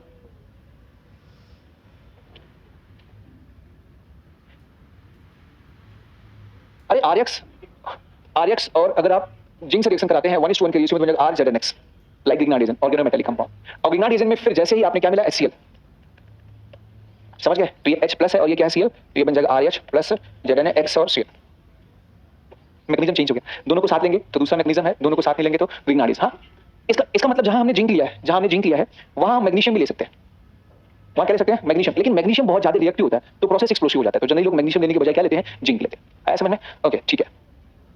नहीं बेटा चेंज हो जाएगी क्योंकि लिग्नाइट का फॉर्मेशन हो रहा है और उधर हाइड्रोजन गैस का अटैक हो रहा है, तो दोनों को कंपेयर ही नहीं कर सकते, बोथ कांट कंपेयर। ठीक है, HBr ले सकते हैं आप, बिल्कुल एसिटिक एसिड भी ले सकते हैं, जिंक एसिटेट बन जाएगा। आप जहां पे HCl है ना, जहां वहां पे वाटर ले सकते हैं आप, जहां HCl है वहां एसिटिक एसिड ले सकते हैं, सल्फ्यूरिक एसिड ले सकते हैं, HBr ले सकते हैं, कुछ भी ले सकते हैं जो H+ देता हो। ठीक है, तो आप देखिए मैग्नीशियम दिमाग धीरे-धीरे क्या हो रहा है हमारा, ऑटोमेटिकली क्वेश्चंस बना रहा है, इसके स्थान पे हम ये ले सकते हैं तो क्या होगा, तो ऑटोमेटिक आप आंसर बता देंगे कि होगा। और जो 4 ऑप्शंस आते हैं ना उसमें तो मेडिकल में तो कोई इशू ही नहीं है, इशू तो जेई में होता है, मेडिकल तो सीधे-सीधे आता है 3 से 4। अब बेइज्जती खराब तो कर रहा हूं बता दे। अच्छा मेरे को, मैंने ऑनलाइन लेक्चर जो पढ़ा है इससे पहले जो मेडिकल के बैचेस में मैंने पढ़ा है, तो मेरे को अब फील हो रहा है कि मैं मेडिकल के बैचेस में जो बच्चे वो थोड़े मतलब उनको क्या फील हुआ होगा। जैसे इससे पहले ऑनलाइन कोर्सेज मैंने मेडिकल के भी बनाए थे और जेई के बनाए थे, तो अक्सर मैंने देखा कि मेरे जो कोर्सेज बीके हैं अक्सर उसमें वो लिए हैं जो थोड़ा सा रैंक ठीक ठाक दिए हैं, मतलब अच्छा दिए हैं, लेकिन अब वो आम जनता जो उसे खुश नहीं रही, आम जनता। तो मेरे को लगा क्या गड़बड़ मैंने कर दी, मुझे लगा नहीं थोड़ा सा हमें कुछ डायरेक्ट टू द पॉइंट पढ़ाना चाहिए, डायरेक्ट पढ़ाना चाहिए, और वो गड़बड़ी मैंने कर दिया। लेकिन अब मैं ऑनलाइन कोर्सेज बनाऊंगा ना तब मुझे पता है नहीं गरुड़ा नहीं, मतलब हम सिर्फ गरुड़ा बैच नहीं पढ़ा रहे हैं, 4 जेई के बैच और 6 आईटी 6 मेडिकल के बैच हैं, तो 6 मेडिकल बैच हमारे पास ज्यादा है, लेकिन इसी साल अगले साल सिर्फ एक ही बैच रहेगा फिर। ओके, तो ये अगर हम H2 कैटलिस्ट रिएक्शंस करते हैं तो क्या मतलब बहुत कंट्रोल करना पड़ता है कि ये बताएं कि ना बताएं, अंदर अंदर युद्ध चलता रहता है कि कहां पे रोके अपने आप को, कहां पे कंट्रोल करें। ठीक, क्या चीज, सिलेबस तो सेम है, सिलेबस सेम है, जेई का नीट का अलग आता है कि जेई के एनसीईआरटी नीट की बोथ एनसीईआरटी मतलब सेम है, बस जेई में क्या करते हैं ना कि वो एक ही क्वेश्चन को काफी घुमा फिरा, जैसे मैंने लिखा नहीं है, मेन यही चीज है, मेन यही है कि उनको नंबर ऑफ क्वेश्चंस कम होते हैं, नंबर ऑफ क्वेश्चंस कम होते हैं तो फिर वो घुमाओ। अब आपको 30 सेकंड में जवाब देना है, तो 30 सेकंड में जवाब नहीं दोगे तो क्वेश्चन ही नहीं सॉल्व होगा, तो भाई डायरेक्ट पूछो, या तो क्वेश्चन घटा के टफ लेवल करो या तो फिर H2 एकदम सही है। मैंने आपको कुछ जेई के अच्छे बैचेज जो हमने रिजल्ट दिए हैं, जो बच्चों ने जिनकी रैंक 3000 2500 जेई में एडवांस में आई है, 1600 1500 900 रैंक आई, उनसे बेहतरीन परफॉर्म करते हुए मैं देख रहा हूं आपको, मैं रियली बता उनका उनके कंपेयर में आपका आईक्यू लेवल जो है वो ज्यादा अच्छा है, आप बहुत फास्ट सोचते हो। जो सेलेक्ट हुए मैंने उनको पढ़ाया, मैं आपको बता रहा हूं, और मैं गारंटी देता हूं आपको अगर जेई का पेपर दिया जाएगा ना तो आप जेई का पेपर भी सॉल्व कर लोगे। आप एक बार जो पेपर आएगा ना, अभी आज जेई मेंस का पेपर हो रहा है ना, या आपका कोर्स खत्म हो जाए तो एक बार आप जेई के क्वेश्चंस को देखिएगा, सॉल्व हो जाएंगे सारे।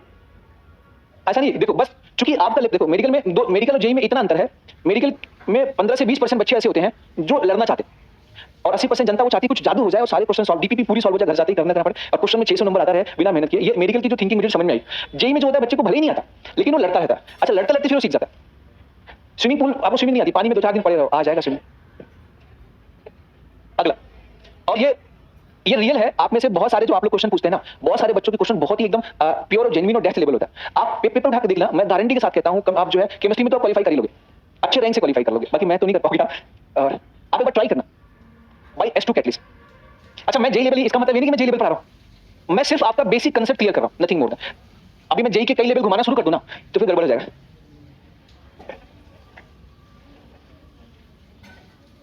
और ये हाँ चलो आर्यक्ष, अगर हम H2 कैटलिस्ट के साथ रिएक्शन कराएं तो क्या होगा बताओ, ये H2 ये इनके बीच का बॉन्ड क्या कर जाएगा, तोड़ देगा, एक H यहां एक H यहां, क्या बन जाएगा RH और प्लस HX। तो ये एल्काइल जो है एल्काइल हैलाइड अभी H2 कैटलिस्ट रिएक्शन कर देता। चलो reduction of alkyl halide with lithium aluminium hydride, आगे आपका लिथियम हाइड्राइड, इससे भी रिड्यूस करके हम एल्काइल हैलाइड का रिएक्शन कर सकते हैं। पहले आपको बताऊं लिथियम एल्युमिनियम हाइड्राइड को एग्जाम में LaH भी लिखा हुआ आ सकता है, याद रखना, और इसका ये फार्मूला LiAlH4 भी लिखा हुआ आ सकता है। यह एक कॉम्प्लेक्स कंपाउंड था, कर जाएगा रिएक्शन, अगर आमने सामने नेसेंट हाइड्रोजन उसके कांटेक्ट में आएगा तो रिएक्ट कर जाएगा।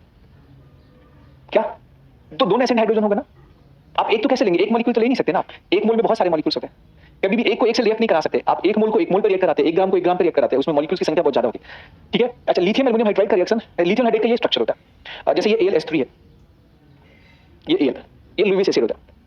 ठीक है, अगर कोई H- अपना इलेक्ट्रॉन लेके इसको दे दिया कोऑर्डिनेट बॉन्ड के रूप में तो यहाँ माइनस आ जाता, और फिर इसी माइनस के साथ में लिथियम जो होता है वो आयनिक बॉन्ड बना के पड़ा रहता है। तो यहाँ पे ये जो केटायन होता है, ये सॉरी जो एल्युमिनियम होता है सेंट्रल एटम, और ये हाइड्रोजन होता है किनारे किनारे, इसमें हाइड्रोजन का En ज्यादा होता है और एल्युमिनियम का En कम होता है, तो En कम ऊपर से नेगेटिव चार्ज होता है।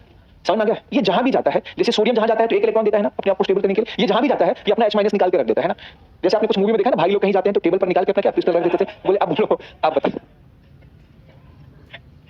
सामने वाला बोलता भैया जो करना तुम ही करो, जाओ ना कोई दिक्कत नहीं, ले लो जो ले जाना।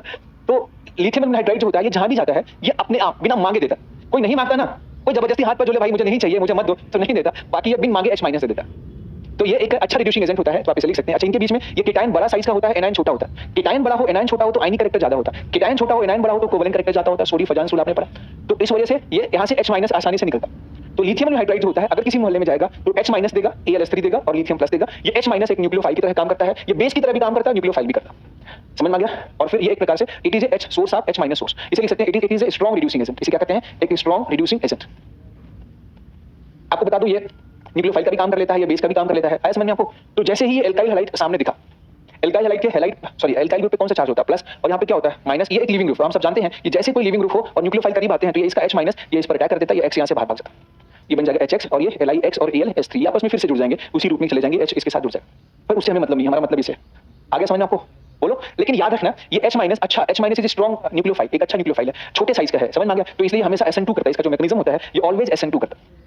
ये SN2 करना चाहता है जनरली, या मिटा दो, देखिए, पर कंडीशन अप्लाई कि एल्काइल हैलाइड यहाँ पर क्या होना चाहिए? 1 डिग्री होना चाहिए, 2 डिग्री होना चाहिए और 1 डिग्री और 2 डिग्री होना चाहिए, तभी, क्योंकि 3 डिग्री में SN2 होता ही नहीं। अर्थात LH जो होता है वो 1 डिग्री 2 डिग्री को तो रिड्यूस करता है पर 3 डिग्री को रिड्यूस नहीं करता। ये बात समझ में आ गई? अच्छा, एरोमेटिक रिंग से जुड़ा हाइड्रोजन को भी रिड्यूस नहीं कर पाता, डबल बॉन्ड से जुड़ा हाइड्रोजन को भी रिड्यूस नहीं कर पाता, ट्रिपल बॉन्ड से जुड़ा एल्काइन से जुड़ा भी हाइड्रोजन, यहाँ पर एक तो ये बॉन्ड मजबूत होता है, ऊपर से यहाँ पर ये एसिडिक हाइड्रोजन होता है, तो इसकी वजह से एसिड बेस रिएक्शन कर जाता है। तो पहली बात, अगर कहीं पर हाइड्रोजन, इसको अगर मैं R कर दूं, इसको H को मिटा के अगर मैं R कर दूं,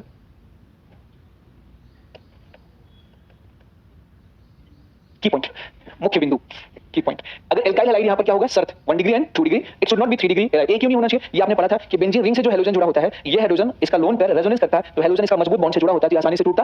तो ये नॉर्मल कंडीशन पे SN1 SN2 नहीं करता। हां, temperature 300 degree Celsius and 300 atmospheric pressure कर लेंगे तो ये भी कर जाएगा, लेकिन बात किसकी हो रही है? नॉर्मल टेंपरेचर प्रेशर पे इसका रिडक्शन नहीं होता। तो यहाँ पर ये SN2 मेथड से रिएक्शन होता है, ठीक है? ये बात, हां, इसमें ये वाला हाइड्रोजन जो है ये रेजोनेंस करेगा और ये बॉन्ड मजबूत हो जाएगा, ये हाइड्रोजन रेजोनेंस करेंगे, ये बॉन्ड मजबूत हो जाएगा और मजबूत बॉन्ड को न्यूक्लियोफाइल तोड़ नहीं पाता। पक्का, तो वो हाइड्रोजन नहीं हटता जो डबल बॉन्ड से जुड़ा हो, या जो ब्रिज हेड कार्बन से जुड़ा होता है ना, उसको भी आप नहीं हटा सकते। क्यों नहीं हटा सकते? क्योंकि ब्रिज हेड कार्बन पर ना तो SN1 रिएक्शन होता है ना SN2, ना तो इसका केटायन स्टेबल होता है, ना पीछे से इस पर अटैक के रास्ते होते हैं, 3 डिग्री होता है। आया समझ में आपको? तो याद रखना, इनको छोड़ के बाकी कोई भी होगा उसको रिड्यूस कर देगा। ये रहा। अब आपसे क्वेश्चन पूछा जाएगा कि इसका रिएक्शन LAH के साथ कराएं तो क्या बनेगा? बना देंगे आप लोग। यहां पर बन जाएगा CH4, यहां पर क्या बन जाएगा? इथेन, यहां पर बन जाएगा प्रोपेन, यहां पर LAH नहीं, रिएक्शन तो होगा पर SN2 नहीं होगा।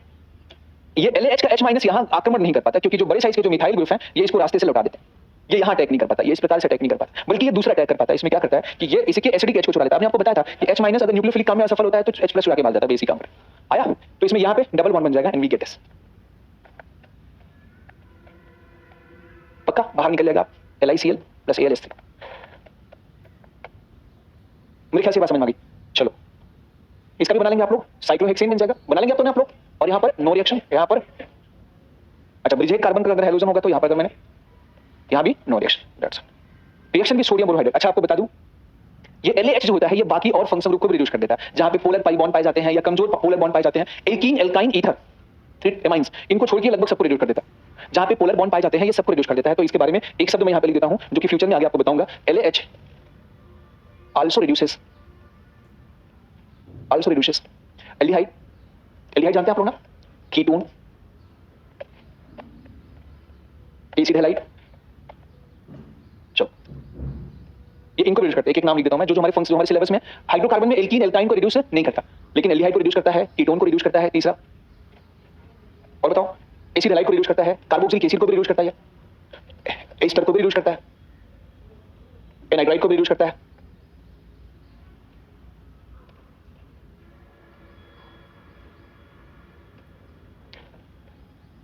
अच्छा ये इतना स्लो मोशन में क्यों बातें कर रहे हो भाई? हाँ चलो ठीक है, अब इसको इसी से मैकेनिज्म बता देंगे। कहां तक हो गया? एस्टर तक हो गया, एनाइड्राइड ये इसको भी रिड्यूस कर देता है।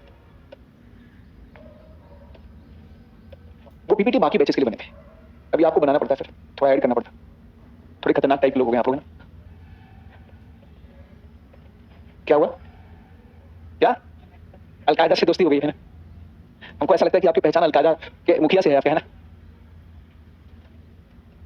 मुझे ऐसा फील होता है कि कई सारे आपके कांटेक्ट हैं जो बड़े ऊंचे लेवल के हैं, अलकायदा तक, दाऊद तक, और मुझे जीना है।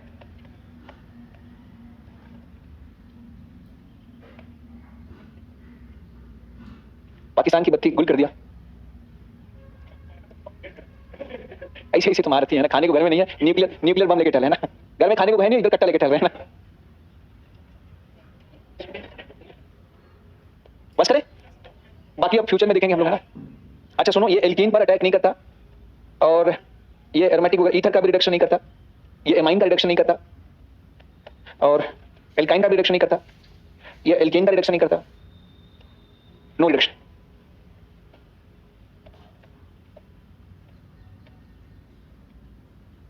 आप इसको ट्राई करेंगे कैसे होता है? चलो मैं बता ही देता हूं इसको, लेकिन अभी मैंने एक बात सिर्फ बताई है, मैकेनिज्म तो अच्छे से आपको आगे समझ में आएगा। जब हम LaH लेते हैं ना, तो LaH के साथ हमेशा वाटर भी लिया जाता है। जब LaH कभी भी यूज करते हैं, जैसे कहीं पे लिखा हो जाए कि इसका रिएक्शन हमने LaH से करा दिया, तो इसका मतलब कि सिर्फ LaH से करा के उसने छोड़ा नहीं एग्जाम में, इसके बाद इसमें कोई सॉल्वेंट पानी वगैरह भी मिलाया जाता है। तो LaH के साथ वाटर होता है, ये हमेशा याद रखना। अच्छा, LaH से क्या प्राप्त होगा? H- हम सब जानते हैं। ये किसका सोर्स होता है? H-। ये किसका सोर्स होता है? H+। ये बॉन्ड टूट सकता है नहीं टूट सकता है? कार्बन पर प्लस, O पर क्या होता है? माइनस। कौन कहां जुड़ेगा बताओ? ये H- यहां जुड़ जाएगा और ये O यहां जुड़ जाएगा, क्या बन जाएगा यहां पर बताओ? RCOH H। ये H कहां से है? ये कार्बोनिल कार्बन का H कहां से? ये है फ्रॉम LaH। ये कहां से आता है? फ्रॉम पानी। ये कहां से बताओ? पानी, ये जल। ठीक है। अच्छा सुनो, बाई चांस फ्यूचर में आपको कोई परेशान करना चाहे, LaH के स्थान पे LaD ले, ड्यूटेरियम ले ले, तो यहाँ डी आ जाए। तो पानी के स्थान पे हेवी पानी ले ले, हेवी वाटर ले ले, D2 ले ले, तो यहाँ पर OH के स्थान पे क्या जाएगा? OD। पर मतलब एक मैंने तरीका बता दिया, पर पूछा नहीं जाएगा आपसे। तैयार हैं आप? ऐसे एक बात बता दूं, ये बड़ा आसान तरीका होता है इसका, ट्रिक बता देता हूं, आपको ट्रिक पसंद है। कार्बन संग ऑक्सीजन, तो फ्यूचर एल्कोहल। कार्बन संग एल्कोहल तो कार्बन का फ्यूचर, सॉरी कार्बन संग ऑक्सीजन तो उसका फ्यूचर एल्कोहल। कार्बन संग नाइट्रोजन, आज तो मेरे को कोई फर्क नहीं पड़ने वाला कितना भी मेरे। आज मुझे इस बेल, आज मैं मोह माया से एकदम ऊपर उठ चुका हूं। आज मैं मोह माया से एकदम ऊपर उठ चुका हूं। आज ना मुझे भूख लगने वाली, ना प्यास लगने वाला है, ना गुस्सा। सुनो बातें नहीं, कार्बन संग दोनों तो फ्यूचर एमाइन, क्योंकि इसमें लिविंग नेचर किसका अच्छा होगा? ऑक्सीजन का। जिसका लिविंग नेचर अच्छा होगा उसको भागना पड़े, एमाइन। अरे फील करो यार, समझ में आया? ठीक है। कार्बन संग ऑक्सीजन एंड हेलोजन, तो इसमें भगोड़ा कौन है? कौन भगोड़ा? हेलोजन। हेलोजन अच्छा भगोड़ा, लेकिन तो बस यहां से भागे कौन? X। तो फ्यूचर क्या होगा बताओ? देखो X के भागने के बाद फ्यूचर एल्कोहल, हो गया?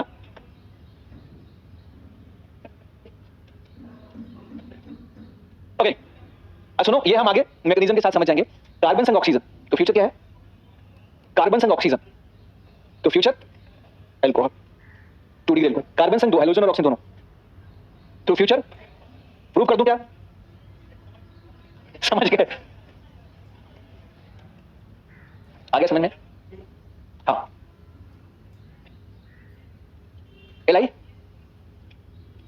एल्कीन एल्काइन को नहीं, एल्कीन एल्काइन के लिए LiLH4 नहीं कर सकते, उसको हटाना था, तो LiLH4 नहीं कर सकते, उसमें सिर्फ हमेशा वही हाइड्रोजन ट्रांसफर मेथड से कर सकते हैं। क्या चीज? नहीं, इसने पूछा था LaH यूज कर सकते हैं क्या, तो मैंने कहा नहीं, आगे बताएंगे। अच्छा आपने पूछा, मैंने आगे बताएंगे। एल्कीन एल्काइन का रिडक्शन LaH नहीं करता, अभी आगे हम आपको सिखाएंगे, अभी तो बस थोड़ा सा बता दिया। ये तो ऐसे बता दिया, मुझे लगता है इसको बताना नहीं चाहिए था। इसमें क्या बनेगा? इसका फ्यूचर क्या होगा? क्या होगा? एल्कोहल। इसका फ्यूचर, अच्छा इसमें दो एल्कोहल, डबल एल्कोहल। अब मैकेनिज्म एक इकट्ठे पढ़ेंगे, अभी एसिड में आने दो, वहीं पर पढ़ेंगे इकट्ठे। और इसका मैकेनिज्म यहां बताया तो फिर दिमाग घूम जाएंगे, तो वहीं पे बताएंगे। अभी ट्रिक ये सुनो, ये बीच का बॉन्ड टूट जाएगा, इधर देखो, ये वाला बॉन्ड टूटेगा, ठीक है, H यहां और ये एल्कोहल, दो एल्कोहल बन जाए।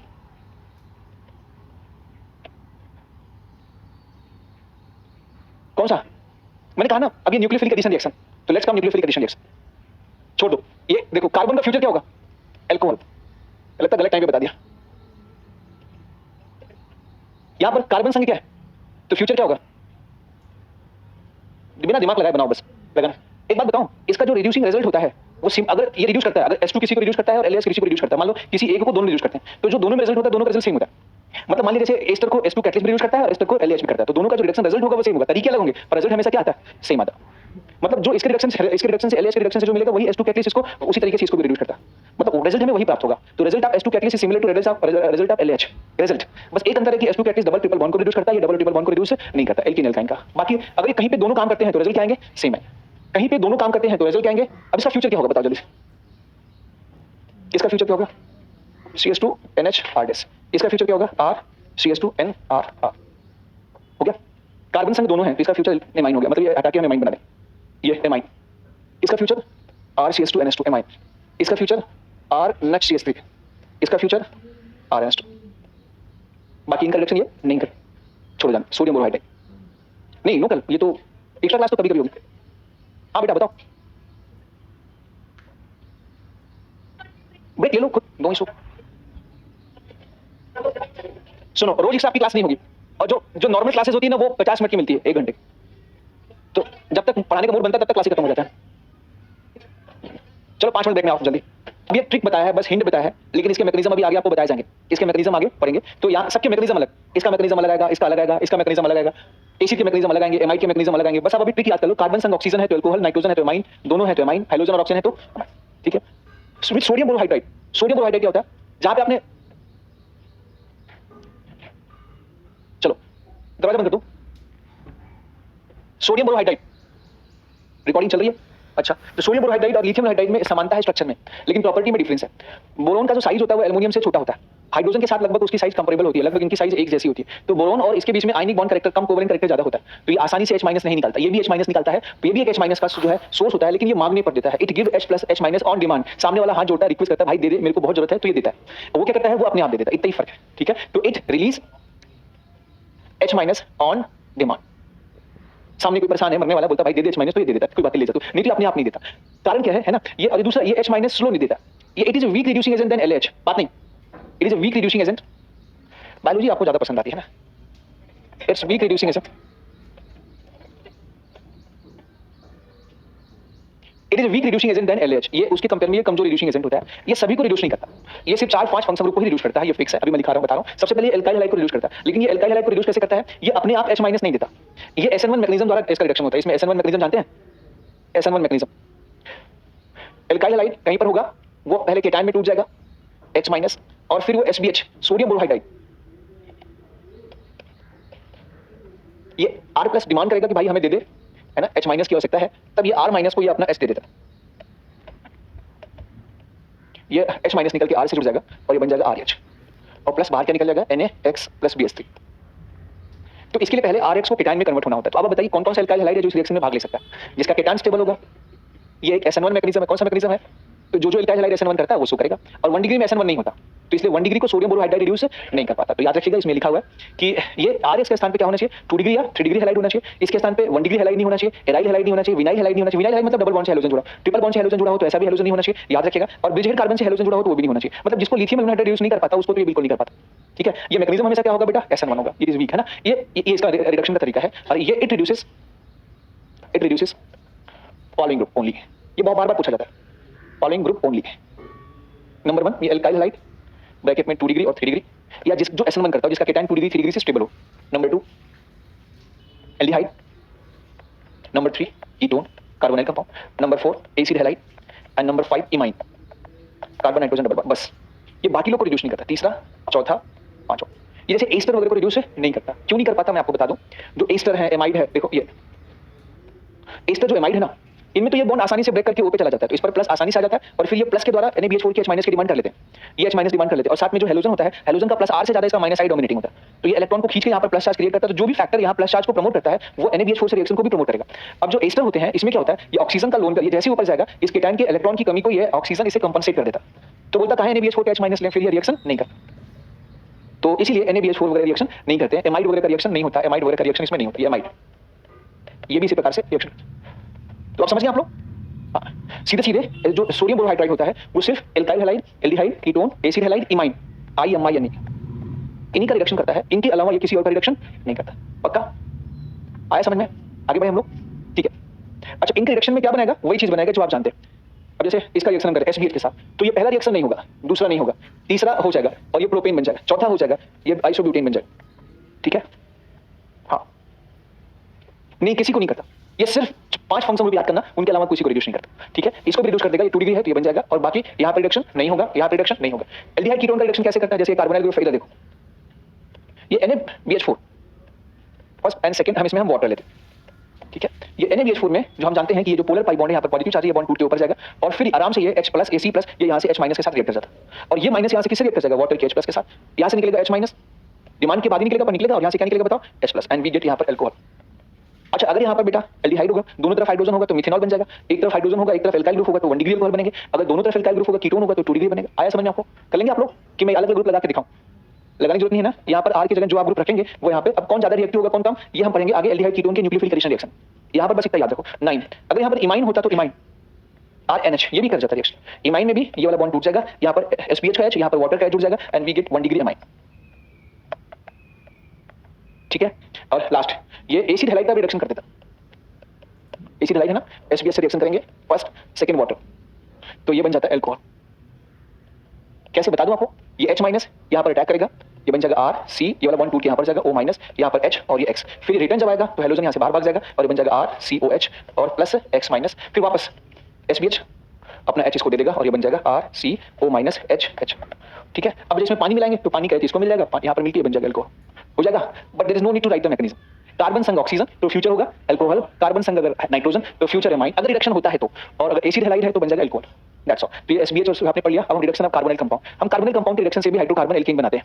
अच्छा, कार्बोनिल कंपाउंड का रिडक्शन दो तरीके से हो सकता है। सबसे पहले एक तो हम कर सकते हैं H2 कैटलिस्ट, बताओ क्या बनेगा, यहाँ पर H यहाँ पर H आ जाएगा। दूसरा हम कर सकते हैं LH, सेम चीज बनेगा। तीसरा क्या कर सकते हैं SBH। तो तीनों से क्या होगा, ये इसका H जुड़ के क्या बन जाएगा यहाँ पर R CH OH R। अच्छा, इसमें सिर्फ बॉन्ड टूटता है, इसे कहते हैं कार्बोनाइल ग्रुप का पार्शियल रिडक्शन। क्या कहेंगे, partial reduction of aldehyde and ketone. अगर आप चाहते हैं कि इसका ऑक्सीजन भी भाग जाए, इसका ऑक्सीडेशन स्टेट है एल्कोहल है, यहाँ पर प्लस आ जाए, चाहते हैं कि ये भी भाग के यहाँ पर H आ जाए, तो आप इसका 4 मेथड है, 4 बहुत इंपॉर्टेंट तरीका। ये जो आज आप पढ़ रहे हैं ये वाला रिएक्शन और LH और SBH का, ये आपके एग्जाम में आने की प्रोबेबिलिटी 99.9% है। मैंने 99.99 इसलिए बोल दिया कि 0.1% के लिए गाली न दे वहां बैठ के, बोला था आएगा आएगा आएगा और नहीं आया, नहीं वहां तो नहीं करेंगे, मन ही मन बोलेंगे बोला था आएगा, पढ़ के आए नहीं आया। ठीक है, अच्छा तो अगला हम रिएक्शन करें ZnHg HCl, या इसका रिएक्शन कर दें N2H4, बिल्कुल बेस NaOH और वाटर, सबको याद है ना, ये दो तो आपके एनसीईआरटी में लिखा है, ये फेवरेट है। और बाकी दो भी है, ये thio alcohol one two dithiol in the presence of H+ ion, और फिर इसके बाद हमें लेना पड़ता है, इसके रिएक्शन के बाद पहले इसको लेते हैं और फिर इसमें लेते हैं H2 और कैटलिस्ट निकल। या एक और तरीका है रेड फास्फोरस HI, सर्वसाफिंग एजेंट, सबको रिड्यूस करते हैं। ये किसी को भी झाड़ू लगा के, किसी भी कंपाउंड में झाड़ू लगा के हाइड्रोजन लगाना हो तो आप सबको बता देगा, ये सीक वाला झाड़ू है ना, ऑक्सीजन हेलोजन सबको हटा देगा। अच्छा चलो, इसमें क्या होता है, अगर आप ये पहला तरीका लेते हैं तो इसको कहा जाता है क्लेमेंसन रिडक्शन। क्या कहेंगे, क्लेमेंसन रिडक्शन। और अगर ये सेकंड लेते हैं जिसे कहते हैं ओल्ड कीसनर रिडक्शन, किसन से जैसा गौर फरमाएं कि अगर आपके एग्जाम में यहाँ NaOH के बजाय NaOET लिखा हो, NaOR लिखा हो और यहाँ अल्कोहल लिखा हो, तो वहां जिंदाबाद मुर्दाबाद ना करें, क्योंकि ये बेस कोई भी ले सकते हैं। यहाँ पर क्या होना चाहिए, बेस। ओल्ड कीसनर को क्या पसंद था, बेस, समझ में आ गया। तो आप यहाँ दूसरा बेस भी ले सकते हैं, NaOET भी ले सकते हैं आप, आया समझ में। नेक्स्ट है SH H2 और निकल और रेड फास्फोरस H। इस रिएक्शन को कहते हैं हम लोग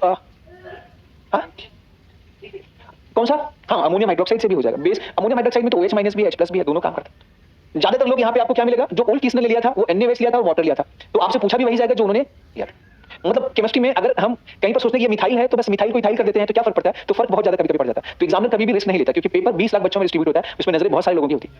तो अगर नेगेटिव होता है ना, तो जिसका नेगेटिव होता है ना, तो उसकी तो वो वाट लग जाती है, तो उसके प्रमोशन में भी फर्क पड़ता है। वो जो एनटीए में बैठे पेपर सेटर्स होते हैं ना, अगर किसी क्वेश्चन को नेगेटिव होता है या किसी क्वेश्चन बोनस होता है तो उसका ड्रॉबैक होता है। तो इसलिए लोग क्वेश्चन वही देते हैं जिसका एक ही आंसर सब लोग देते हैं। जिसका मैं कुछ और आंसर बोलूं, ये कुछ और आंसर बोलूं, समझ जाना एग्जाम में नहीं आने वाला। जिसका आंसर मैं कुछ और बोलूं, एक्स टीचर कुछ और बोले, वाई कुछ और बोले, तो मान में जाओ क्वेश्चन में याद ही नहीं करना, इग्नोर करो। ठीक है, वैसे भी एलिमिनेशन टेक्निक द्वारा आप चाहें तो जो 4 ऑप्शंस होते हैं ना, आप इतने एक्सपर्ट हो जाएंगे, पता ही हो जाएगा ये 3 तो हो ही नहीं सकता, मतलब ये है। ठीक है, गलत नहीं होगा, डोंट वरी। ठीक है, इसका रिएक्शन करते हैं, इसको कहते हैं मामा मोजिंगो रिएक्शन। क्या कहते हैं बताओ।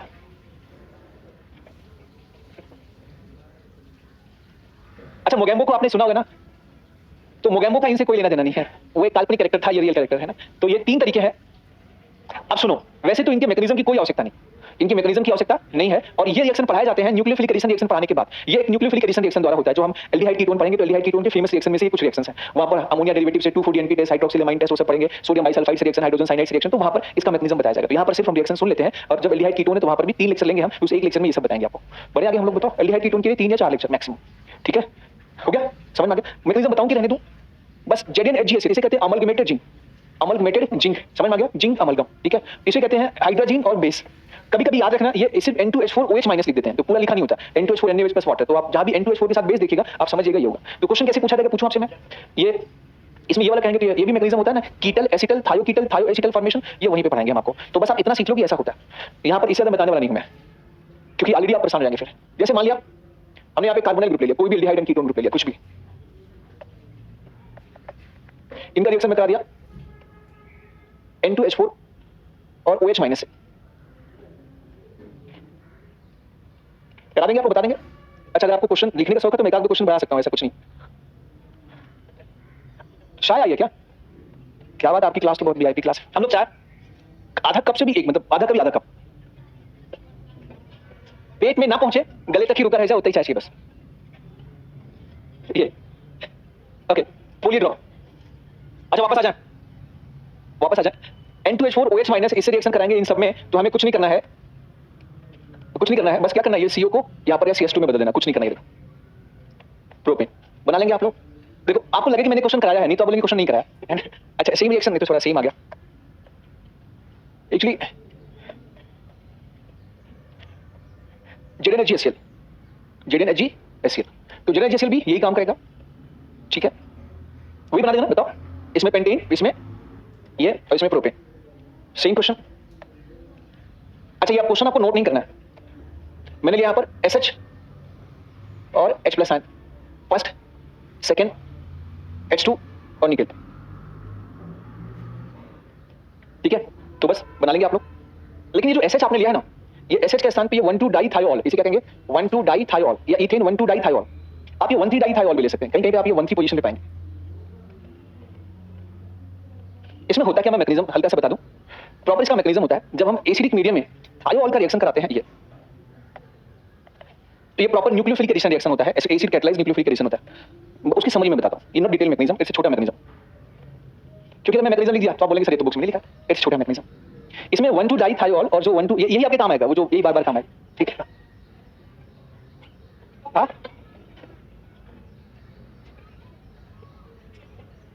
ये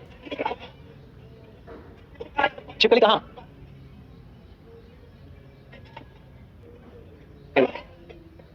मेरे घर में बातें हो गया। अरे छोड़ो तुम लोग, क्या ऐसा लग रहा है जैसे शेर लग गया है ना। इधर आ जाओ, उसको भी ऑर्गेनिक पढ़ना है ना, इसका रिएक्शन कराएं, बातें नहीं। अब आप लोग शांत हो, तुम जल्दी कर, फिर आज का काम इफेक्टिव नहीं रहा, फिर अगर आप बात करेंगे तो लंबी क्लास हो जाएगी।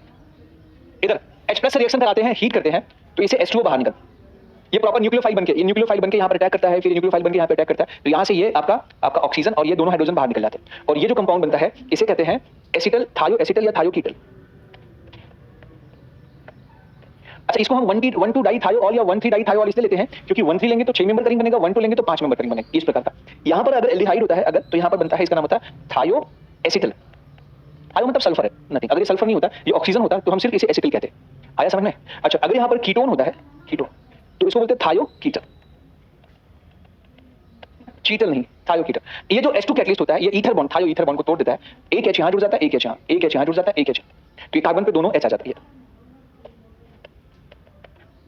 और फिर से वो जो थायो ऑल है ये हमें वापस प्राप्त हो जाता है। अब इसके स्थान पे आप OH भी ले सकते हैं, 1,2-डाइऑल, लेकिन ज्यादा रिएक्टिव आपका यही होता है, ठीक है। तो यही रहा था। अब देखो इसमें आया क्या, कुछ नहीं, ये आया, इसके ऑक्सीजन को लेकर निकल गया, पहले यहाँ पे रिंग बना और फिर H2 ने उस रिंग को हटाया, ये वापस प्राप्त हो गया, तो it is working as catalyst. इसका काम करा, बताओ, ये आया, इसको रिड्यूस कर दिया और कैटलिस्ट। यहाँ पर जो हाइड्रोजन है ना, ये H2 वाले हैं, यहाँ पर कितने H2 लगेंगे, 2 H2 लगेंगे। अगर यहाँ पर D2 ले लेंगे ना, तो फिर यहाँ पर D आ जाएगा, यहाँ D आ जाएगा, यहाँ D आ जाएगा, यहाँ पे D आ जाएगा। आया समझ में आपको? जैसे हम लिखूं D2 कैटलिस्ट लिखूं, मैं सेकंड स्टेप में ले लूं D2 कैटलिस्ट, तो क्वेश्चन में यहाँ भी D आ जाएगा और साथ में ये जो हमारा प्रोडक्ट था थायो और यहाँ पर भी D आ जाएगा। ये इसका मैकेनिज्म आया समझ में बेटा? यहीं पर अगर ये ऑक्सीजन लगा होता तो इसका नाम एसिटल या कीटल हो जाता। कीटोन से जो प्राप्त होता है वो कीटल, एल्डिहाइड से जो प्राप्त होता है वो एसिटल। ओके, तो बस ये ग्रुप आपका रिड्यूस हो गया।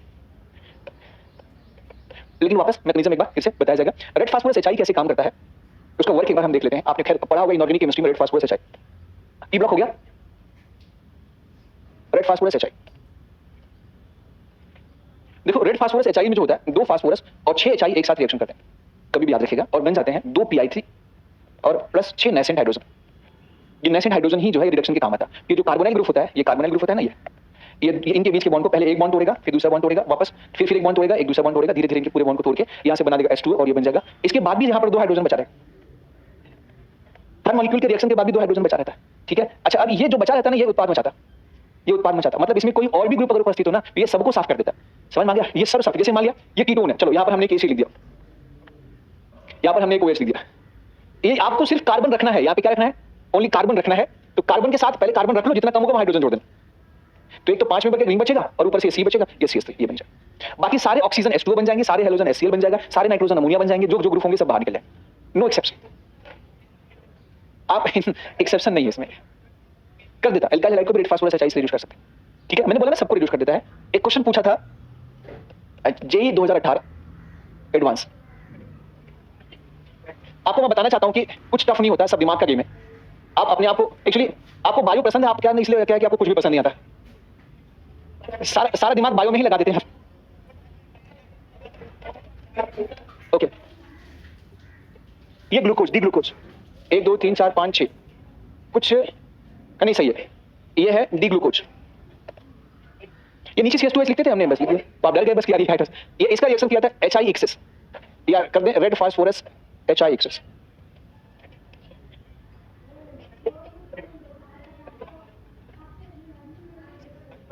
बायोमोलिक्यूल क्या चीज, 1 2 3 4 5 6 सेम चीज।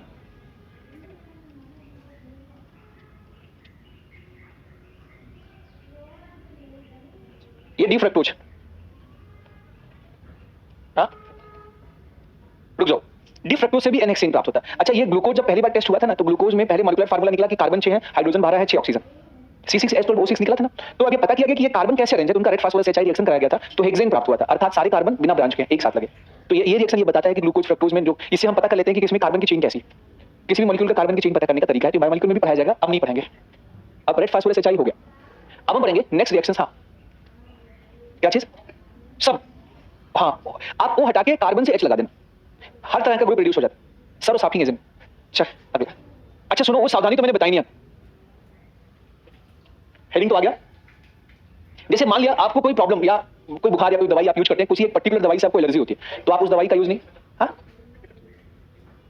तो भी नॉर्मल हेक्सेन नहीं बनेगा, साइक्लिक नहीं बनेगा, क्योंकि उसमें एक बीच में ऑक्सीजन होता है, साइक्लिक ईथर में ऑक्सीजन होता है। चलो इसको डिस्कशन वहीं पे होगा, यहाँ पे नहीं, ये वाला बॉन्ड तोड़ के यहाँ पे आ जाए। पांडे जी कमाल कर दिया फिर इधर। अब मैं यहाँ पर एक प्रिकॉशन आपको पढ़ाया जाएगा कि इसमें HCl यूज किया गया, क्या यूज किया गया, HCl। तो HCl से प्रभावित होने वाला कोई ग्रुप अगर मॉलिक्यूल के अंदर हो और उसको आपको बचाना हो, तो क्लेमेंसन वाले का प्रयोग मत करना। ठीक है, अब मैं एसिड सेंसिटिव ग्रुप बता दूंगा। ऐसे ही ये जो NaOH होता है, ये बेस और न्यूक्लियोफाइल दोनों होता है, तो SN1 SN2 भी करता है और E1 E2 एलिमिनेशन रिएक्शन भी करता है। तो अगर बेस से रिएक्शन करने वाला कोई ग्रुप हो तो हम इसका प्रयोग नहीं करते। ये इसमें H2 निकल दिया हुआ, H2 निकल से होता है, हर बॉन्ड को रिड्यूस कर देता है, हर पाई बॉन्ड को रिड्यूस कर देता है। तो कोई भी पोलर बॉन्ड जो H2 निकल से रिड्यूस होता है, अगर आप उसको बचाना चाहते हैं तो इसका प्रयोग नहीं करते, और ये सब साफिंग एजेंट होता है। समझ में आ गया? तो ये कोई भी ग्रुप बचाया उसको बचाना चाहते हैं तो इसका प्रयोग मत करना, नहीं तो ये सबको साफ करते। समझ में आ गया? तो यहाँ पर नोट ये है कि when acid sensitive group present, मैं लिख देता हूँ सावधानी। एसिड सेंसिटिव ग्रुप मैं बता देता हूँ कौन कौन सा है, नोट कर लो। When acid sensitive group like, बता दो, दो ही ग्रुप याद करो, OH और OR प्रेजेंट, एटसेट्रा लिख लो, है ना। आगे जो HCl से रिएक्शन करते हैं, when acid sensitive group like OH OR etcetera present, then Clemmensen reduction method is avoid, then Clemmensen method is avoid. जैसे मैं आपसे बोलूं, ये इस मॉलिक्यूल में एक OH ग्रुप है और हम चाहते हैं कि ये इसका कीटोन रिड्यूस हो जाए, OH बचा रह जाए, तो यहाँ पे हम ZnHgCl का प्रयोग नहीं कर सकते, ZnHgCl, क्योंकि ZnHgCl फ्यूचर में हम आगे आपको बताएंगे कि HCl जो होता है ये OH को भी हटा देता है। आया समझ में आपको? ठीक है, इसके स्थान पे हम क्वेश्चन लिख सकते हैं सुटेबल रीजन, जैसे पूछ सकता है यहाँ पे suitable reason for this conversion. जी बोल किसने क्या हुआ अभी पूछा था इसमें, क्या suitable reason? Option A ZnHgCl, B N2H4 OH minus water, C lithium aluminium hydride, D sodium borohydrate NaBH4। तो क्या यूज करेंगे बताओ, इसके लिए सुटेबल रीजन क्या है? बी। ठीक है, क्योंकि LaH क्या करेगा, ये इसको अल्कोहल बना देगा। आया? तो ये रहा when acid sensitive group present, तो हम इस मेथड का प्रयोग नहीं। जब बेस सेंसिटिव ग्रुप प्रेजेंट हो तो note number 2, when base sensitive, base जानते हैं आप लोग, बेस सेंसिटिव ग्रुप ब्रैकेट में लाइक लिविंग ग्रुप, सारे लिविंग ग्रुप बेस सेंसिटिव होते हैं।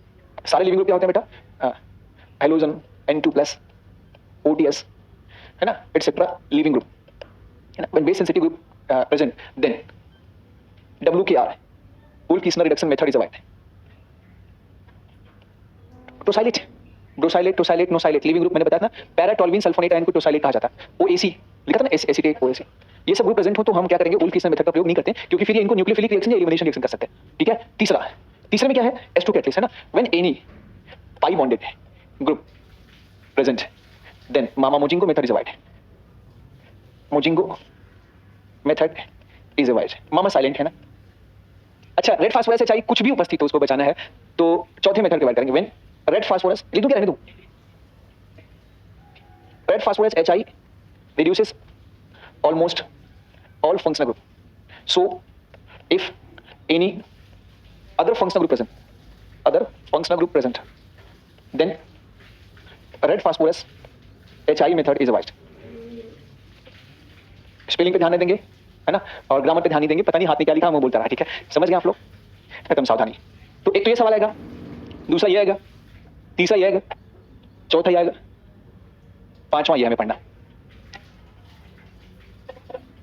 ये कैसे डॉक्टर हैं आप लोग, कैसे डॉक्टर?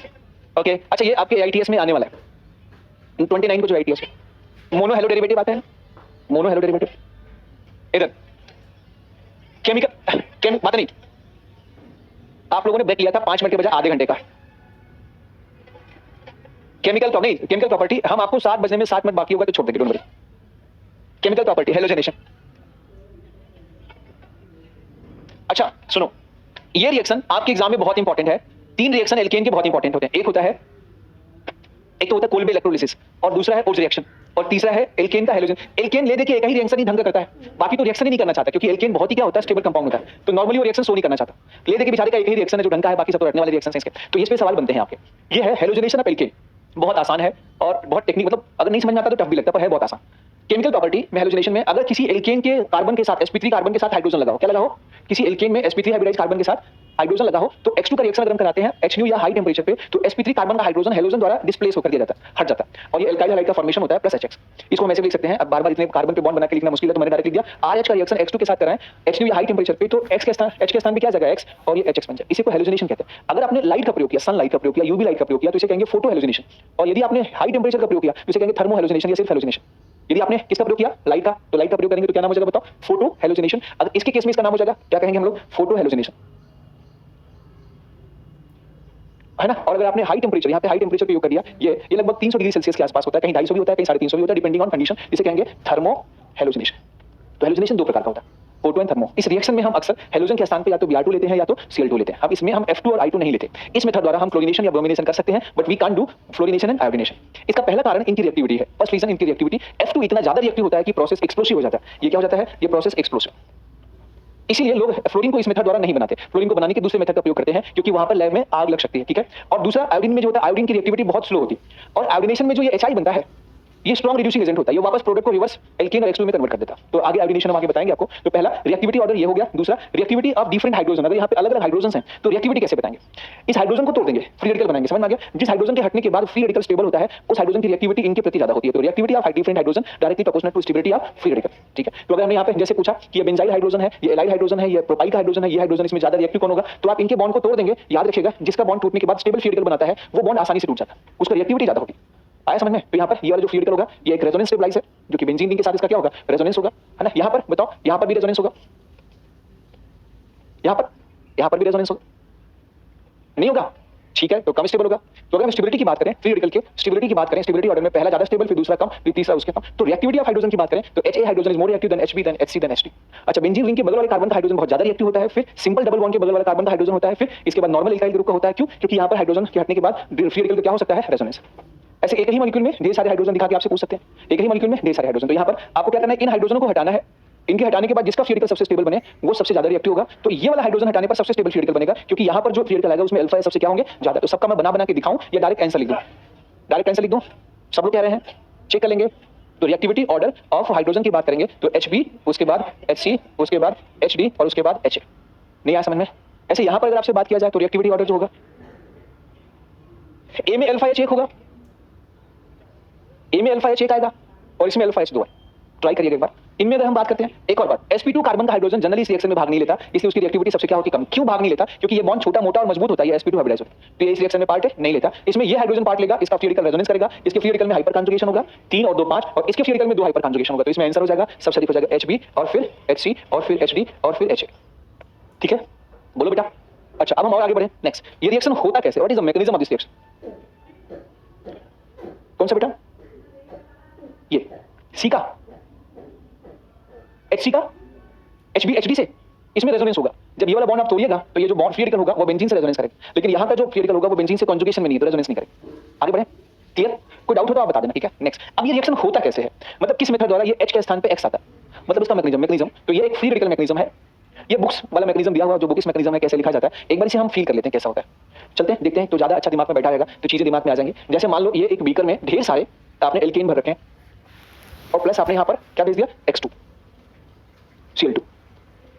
अब जो Cl2 होता है ये इसका बॉन्ड एल्केन के कंपेयर में ये आसानी से टूट जाता है, क्योंकि लोन पेयर के बीच में क्या होता है, रिपल्सन। और Cl2 फोटो सेंसिटिव होता है। फोटो सेंसिटिव जानते हैं, जो लाइट को एब्जॉर्ब करते हैं उनको फोटो सेंसिटिव कहा जाता है, जो नहीं करते उनको फोटो इनसेंसिटिव कहा जाता है। तो among hydrocarbon and Cl2 is photo sensitive. तो जैसे इसके ऊपर सनलाइट आप डालते हैं, समझ में आ गया, तो ये तुरंत ये एनर्जी एब्जॉर्ब करता है और तुरंत इसमें होमोलिसिस होकर दो फ्री रेडिकल्स बन जाते हैं। अब इसे ऐसे मान के चलते हैं कि माना इसके 100 मॉलिक्यूल्स थे और इसके 100 मॉलिक्यूल थे, और जब लाइट कुछ पर पड़ी, एक साथ 100 पे नहीं पड़ेगी लाइट, और एक साथ सभी टूटते नहीं, स्टार्टिंग के 2 4 10 टूट, चलो 10 पर Cl2 पर लाइट पड़ी, थोड़ा सा हम लाइट बस एक्सपोज करते हैं और फिर बंद कर देते हैं।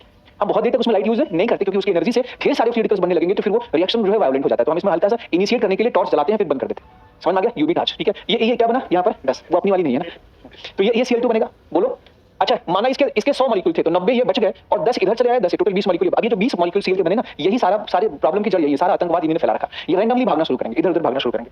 ये रैंडमली क्या करेंगे, भागना शुरू करेंगे। तो जब रैंडमली भागना शुरू करेंगे तो ये कोई किसी से भी टकरा सकता है। ये क्लोरीन किसी दूसरे क्लोरीन से टकरा सकता है। मान लीजिए क्लोरीन एक क्लोरीन मॉलिक्यूल से टकरा गया, तो बताओ क्या बनेगा? जब कोई फ्री रेडिकल किसी मॉलिक्यूल से टकराता है तो होमोलिसिस होगी, तो ये होमोलिसिस होगी, 2 Cl बनेंगे। एक Cl इसके साथ मिलकर क्या बना देगा, Cl2 और नया, तो कुछ नया नहीं बना। Cl फ्री रेडिकल Cl2 मिले तो Cl फ्री रेडिकल Cl2 वापस बना।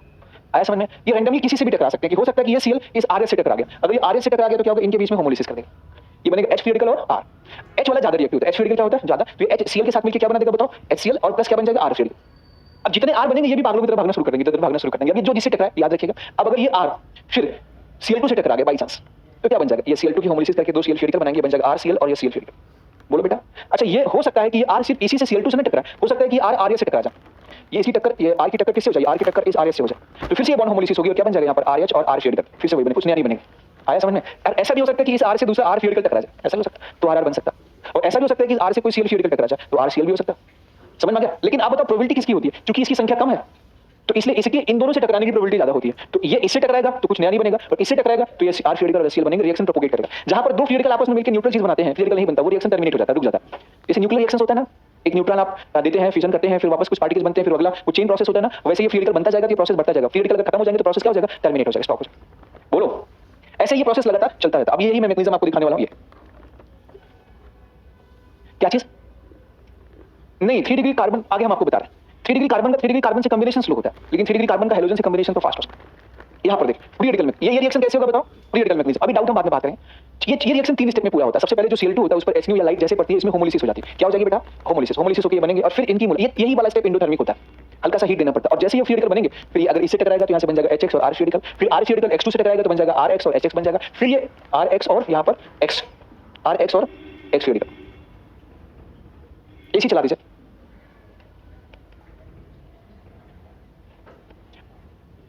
ये ऐसे ये वाला ये H रेडिकल अगले मॉलिक्यूल पर अटैक करेगा, ये प्रोसेस चलता रहेगा। बोलो बेटा, अब मैं आपको बताऊं, अगर यहां पर फ्लोरीन होता है F रेडिकल, तो F का H के साथ कॉम्बिनेशन बहुत फास्ट होता है, तो इसीलिए F2 की रिएक्टिविटी सबसे क्या होती है, हाई होती है। और F का I के साथ कॉम्बिनेशन, I का H के साथ कॉम्बिनेशन बहुत क्या होता है, स्लो, इसलिए उसकी रिएक्टिविटी सबसे क्या होती है, स्लो होती है। यही स्टेप जो होता है ये RDS होता है, रेट डिटरमाइनिंग स्टेप होता है, तो जिसमें ये फ्री रेडिकल स्टेबल बनते हैं उसमें रिएक्शन फास्ट होता है। एक और बात बताएं, अगर मान लिया पूरा रिएक्शन कंप्लीट हो जाए और जब सिर्फ फ्री रेडिकल बचे तो कोई भी 2 फ्री रेडिकल आपस में मिलेंगे तो वो न्यूट्रल मॉलिक्यूल बना देंगे और रिएक्शन वहीं पे टर्मिनेट हो जाए।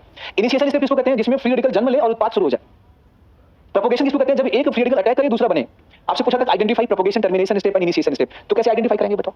जिसमें फ्री रेडिकल क्रिएट होगा वो क्या होगा, इनिशियल। जिसमें एक फ्री रेडिकल अटैक करेगा दूसरा नया बनेगा वो क्या होगा, प्रोपोगेशन। जिसमें फ्री रेडिकल मिलेंगे और क्या मिलेगा, वैसे फ्री रेडिकल हाईली एक्सोथर्मिक होता है। इसका फर्स्ट स्टेप एंडोथर्मिक होता है, लेकिन बाकी के सारे स्टेप क्या होते हैं, एक्सोथर्मिक। इसलिए ओवरऑल रिएक्शन क्या होता है बताओ, एक्सोथर्मिक होता है। लेकिन ये एक्सोथर्मिक रिएक्शन में हमें बाहर से हीट की आवश्यकता ज्यादा नहीं पड़ती, मतलब एक बार आपने शुरू कर दिया तो रिएक्शन पूरा हो जाएगा, पर इसकी बहुत कम समय में पूरा हो जाता है। और अगर इस टेक्निक का हम प्रयोग करें तो हमारे जो चीजें महंगी मिलती है, कुछ दवाइयां कुछ चीजें महंगी मिलती है, वो बहुत सस्ती हो जाए, क्योंकि हम बहुत कम समय में उनको बना लेंगे। परंतु इसकी एक बहुत बड़ी समस्या ये है कि इसमें मन चाहे प्रोडक्ट के साथ ढेर सारे अनचाहा प्रोडक्ट भी प्राप्त हो जाता है। पता चला कि आप अपनी लैब में फेयर एंड लवली बना रहे हो और उसमें बोरो प्लस और बोरोलिन भी आ गया है, क्या चीज पता चला, तो वो उल्टा हो जाएगा, गड़बड़ हो जाएगा। ठीक है, मैं एक एग्जांपल दे रहा हूं। तो ये रिएक्शन की खास बात यह है, अच्छा सुनो, हर एक्सोथर्मिक रिएक्शन जो होता है वो अपने आप होता है। यही एक एक्सोथर्मिक रिएक्शन है जिसको शुरुआत करने के लिए हमको किसकी आवश्यकता पड़ती है, हीट की, एनर्जी की। आया, तो बढ़िया गए हम लोग, बस 5-10 मिनट और, अच्छा ठीक है, आधे घंटे और बस। नेक्स्ट, अच्छा सुनो, अब कहीं पर अगर ऐसे रिएक्शन पूछा जाए, जैसे ये मिथाइल बेंजीन है, मिथाइल बेंजीन का X2 के साथ रिएक्शन पूछा जाए और यहां लिखा जाए 1:1 या साफ साफ लिखा जाए कि X2 1 इक्विवेलेंट है, तो आप क्या करेंगे, एक हाइड्रोजन का हाइड्रोजनेशन करेंगे, एक हाइड्रोजन रिप्लेस करेंगे। अच्छा एक और बात यहां सीखना कि अगर sp3 कार्बन और sp2 कार्बन दोनों पर हाइड्रोजन प्रेजेंट है तो ये रिएक्शन किस कार्बन पे होगा बताओ, sp3 कार्बन। ये बेंजीन रिंग पे नहीं होता, इसको याद रखना। तो पहली बात ये X2 इस sp3 कार्बन के हाइड्रोजन को रिप्लेस करके यहां पर हाइड्रोजन ला देगा, पहला केस मोनो हेलो, ये बन जाएगा बेंजाइल हैलाइड। अगर आपने 2 लिया तो क्या बन जाएगा बताओ, यहां पर 2 क्लोरीन आ जाएगा। अगर आपने 3 लिया तो यहां 3 हाइड्रोजन आ जाएगा। 4 लेंगे तो रिएक्शन यहीं पे रहेगा। अगर आप हीट कर देंगे तो फिर ये बॉन्ड तोड़ना हो स्टार्ट कर देगा, एडिशन रिएक्शन हो जाएगा। तो अब एग्जामिनर को पता होता है कि हमें एक ये बनाना है तो उसी हिसाब से X2 लेता है। अगर किसी में एक हेलोजन का रिएक्शन हो तो उसको कहेंगे मोनो हेलोजनेशन। क्या कहेंगे, मोनो हेलोजिनेशन। कहीं पर 2 हेलोजन हो तो क्या नाम देंगे इसको बताओ, डाई हेलोजिनेशन। कहीं पर 3 हेलोजन हो तो क्या कहेंगे, ट्राई हेलोजिनेशन। एक जानकारी दे दूं आपको, पता नहीं मेरे मन में आ रहा था, जो आगे आपको पढ़ाया जाएगा नोट में। पहला पॉइंट, अगर कहीं पर हेलोजन हो और उसका रिएक्शन किसी ऐसे रिएजन के साथ कराएं जिसमें OH माइनस हो, जिसमें क्या हो बताओ, वाटर से, Na से, Ka से, Ba से, Ag से, तो अक्सर ऐसा देखा जाएगा आपको कि हेलोजन हट जाएगा और OH आएगा। हेलोजन हट जाएगा और क्या आएगा, OH। एक ये जानकारी। दूसरी जानकारी ये है कि अगर किसी मॉलिक्यूल में एक कार्बन पर 2 OH कभी आ जाए, इसे कहते हैं जेम डाइऑल। ऐसे मॉलिक्यूल अनस्टेबल होते हैं, इससे तत्काल H2O निकल जाता है और बन जाता है एल्डिहाइड और कीटोन। ये बात याद रखना। और एक और, किसी एक मॉलिक्यूल में अगर 3 OH प्रेजेंट हो, जेम ट्राइऑल, तो इससे भी क्या होता है देखिएगा, एक OH बाहर निकल जाएगा और दूसरा H, और फिर क्या होगा बताइए, ये बन जाएगा RCOOH। आया समझ में, प्लस बन जाएगा वाटर। ठीक है, एक तो ये दूसरी जानकारी। और हेलोजनेशन रिएक्शन हमेशा किस कार्बन पे होगा, sp3 हाइब्रिडाइज्ड कार्बन पे होगा। नोट नंबर 3 कि हेलोजनेशन फ्री रेडिकल। अच्छा एक और बात बताना, ये रिएक्शन फ्री रेडिकल एडिशन है, सब्स्टिट्यूशन है या एलिमिनेशन? तो ये रिएक्शन क्या है, above reaction is a kind of FR-SR। FR-SR मतलब जी रेडिकल सब्स्टिट्यूशन रिएक्शन। एंड चौथा लास्ट पॉइंट इसका है, इसमें भूल गया, पता नहीं क्या था, भूल गया, कोई नहीं याद है। अच्छा, this reaction occur at sp3 carbon only. किस पे होगा बताओ, FR-SR occur at sp3 carbon only, carbon sp3 only. क्या हुआ, हाँ बस बता रहा, उसका नंबर आ रहा, बस अगले स्लाइड में भैया। नेक्स्ट एस देखो, FR-SR अगर एट sp3 कार्बन, समझ में आ गया, नॉट एट sp2 या sp कार्बन, उस पर, क्योंकि sp2 और sp कार्बन का बॉन्ड छोटा मोटा मजबूत होता है, आसानी से टूटता नहीं है। ठीक है, अच्छा एक क्वेश्चन ऐसे पूछा जा सकता है, जैसे इसका सुनो, अब आप बात करोगे तो थोड़ा आपको सुनाने में 5 मिनट लग जाएगा ना। तो ये टॉल्यूइन, अगर हम टॉल्यूइन का रिएक्शन X2 के साथ कराएं और लिखा जाए 1:1 या लिखा जाए मोनोक्लोरीनेशन, और फिर जो बने उसका रिएक्शन NaOH से कराएं, तो ये क्या बनेगा, बेंजाइल। ऐसे ही 1:2 और देन NaOH, 1:2 देन NaOH। तो अगर कभी 1:1 कराया जाए तो ये बनेगा बेंजाइल हैलाइड। क्या बनेगा, और बेंजाइल हैलाइड का NaOH के साथ रिएक्शन करेंगे तो बन जाएगा बेंजाइल अल्कोहल। अगर इसका रिएक्शन 2 हेलोजन आ जाए तो यहां पर 2 OH आएगा, पर प्रोडक्ट ये नहीं होगा। प्रोडक्ट क्या होगा, तुरंत यहां से H2O बाहर निकलेगा और ये एल्डिहाइड बन जाएगा। ऐसे ही यहां पर 3 अगर आ जाए हेलोजन तो 3 OH आएगा और ये बन जाएगा बेंजोइक एसिड। आपके इसी नीट के एग्जाम में पूछा था क्वेश्चन, जेई नीट, पहली बार नीट के क्वेश्चन आ रहा है। नीट लास्ट ईयर 21, नीट 2021 या 22 बीच में था। अच्छा उसमें ये पूछा था, इसका रिएक्शन किया था और यहां अननोन कंपाउंड था, यहां एल्डिहाइड बनाया था, सही था, गलत करके आए थे, ये ऐसे क्वेश्चन। तो आपसे बीच वाला कंपाउंड पूछा था, आपसे बीच वाला कंपाउंड क्या होगा, तो उसमें एक ही ऑप्शन था, एक ही ऑप्शन था, एक ही ऑप्शन था, ऐसे 4 ऑप्शन थे, तो ये वाला ऑप्शन करेक्ट था। तो ऐसे एग्जाम भी आपके सवाल में आते हैं। लास्ट, अब आप मेरी बात सुनो, अगर ऐसे ही क्वेश्चन, ऐसे एग्जाम फिर आपके सवाल में अगर आ जाए तो कैसे करेंगे, हमें लग रहा है, सुनो, अगर ये नहीं बताया तो इसको बताने के लिए मुझे फिर आधा घंटा बताना पड़ेगा, तो इसलिए 5 मिनट। अब तुमको जितना तुम लोग लेट करोगे तुम्हारी मर्जी। CH4 का रिएक्शन अगर हम Cl2 के साथ, बातें नहीं, CH4 का रिएक्शन Cl2 के साथ कराएं और रेशियो 1:1 रखें तो क्या बन जाएगा, क्लोरोमीथेन, यहां पर डाइक्लोरोमीथेन, यहां पर ट्राइक्लोरोमीथेन, यहां समझ में आ गया। इसमें साइड में बनेगा 1 HCl, इसमें 2 HCl, इसमें 3 HCl, इसमें 4 HCl। इसको कहेंगे मोनोक्लोरीनेशन, इसको डाइक्लोरीनेशन, इसको ट्राई। एग्जाम में आपसे ऐसे भी पूछ सकते हैं कि मीथेन का मोनोक्लोरीनेशन करने पर क्या बनेगा, मीथेन का डाइक्लोरीनेशन करने पर क्या बनेगा। तो इसमें ये जो डाइक्लोरोमीथेन है ये बड़ा इंपॉर्टेंट कंपाउंड है, ये सॉल्वेंट के रूप में यूज होता है, और ये क्लोरोफॉर्म होता है, ये भी बहुत इंपॉर्टेंट कंपाउंड होता है। ये आप समझ रहे हैं किसके काम आता है ना, एनेस्थीसिया, बेहोशी की दवा। अच्छा ये CCl4, बात नहीं, ये CCl4 एक सॉल्वेंट है और ये भी एक सॉल्वेंट है, और ये भी एक प्रकार के सॉल्वेंट प्लस एनेस्थीसिया दोनों जगह यूज होता है। तो तो अब आप हेलोजन डेरिवेटिव चैप्टर पढ़ेंगे ना, हेलो एल्केन हेलो एरीन्स, तो उसमें ये इसका यूज दिया गया, लास्ट में 4-5 कंपाउंड का यूज दिया गया, एक CCl4, ये आपका सॉल्वेंट है, डाइक्लोरोमीथेन सॉल्वेंट है, क्लोरोफॉर्म सॉल्वेंट प्लस एनेस्थीसिया के रूप में यूज होता है। अच्छा, अगर मान लो किसी में 2 कार्बन और उसका हम मोनोक्लोरिनेशन कराएं, मतलब Cl2 1:1 के रेशियो में रिएक्शन कराएं, तो क्या बनेगा बताओ? तो अच्छा, यहाँ पर किस कार्बन का हाइड्रोजन हटाएंगे? किसी का भी? अच्छा, सारे हाइड्रोजन सेम है। अच्छा, तो इसका मतलब इसमें बनेगा 1 क्लोरो या क्लोरो इथेन। लेकिन अगर प्रोपेन का हम Cl2SNU से रिएक्शन कराएं, कितने?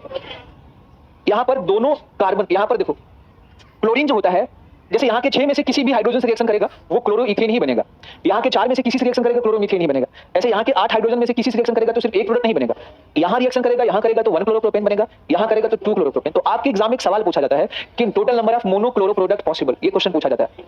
तो अब इसमें 2 बनेंगे, एक तो बन जाएगा अगर हमने इस किनारे वाला क्लोरीन का हाइड्रोजन हटा दिया, ये किनारे वाले हाइड्रोजन को क्लोरीन से हटा दिया, तो इसका नाम हो जाएगा 1 क्लोरोप्रोपेन, और अगर बीच वाले कार्बन को हाइड्रोजन हटा दिया तो 2 क्लोरो। अब इसमें कौन मेजर होगा कौन माइनर? सेकंड, लेकिन हमेशा सेकंड होगा ऐसे जरूरी? इसका परसेंटेज डिसाइड होता है, आगे हम आपको बताएंगे। पर आपके एग्जाम में एक सवाल अक्सर पूछा जाता है, ये ऐसे कोई कंपाउंड दे देगा 1:1 रेशियो दे देगा, या इसका लिख देगा मोनोक्लोरिनेशन, और ऐसे क्वेश्चन आपसे पूछ सकता है। तो ये आपका होमवर्क है, आपको बताना है कि अगर इसका रिएक्शन हमने Cl2 से करा के एक बार क्लोरिनेशन बनाया तो पहला total monochloro product without stereo isomer, सुनो, total monochloro product with stereo isomer, total optically active या chiral monochloro product, optically inactive या एकाइरल मोनो प्रोडक्ट, और साथ में पूछा जाता है monochloro product obtain bye fractional distillation, मतलब जो प्रोडक्ट बन जाए फिर हम उसका फ्रैक्शनल डिस्टिलेशन करें, तो कितने बनेंगे मोनोक्लोरो प्रोडक्ट। तो इस पे 4 सवाल, एक तो इस पे बनता है और एक इस पे बनता है, करके लाएंगे आप लोग। इसमें सिर्फ 2 ही चीज डिसाइड करना, डिसाइड ए एंड बी मतलब total monochloro product without stereo isomers and total monochloro product with stereo isomer. ठीक है, ये होमवर्क दे दूं आपको क्या? अब अगले लेक्चर में हम आपको बताएंगे कि कैसे परसेंटेज डिसाइड होता है। आज बस 54 स्लाइड हो चाहिए, और रिडक्शन में 10-20 स्लाइड चलेगा।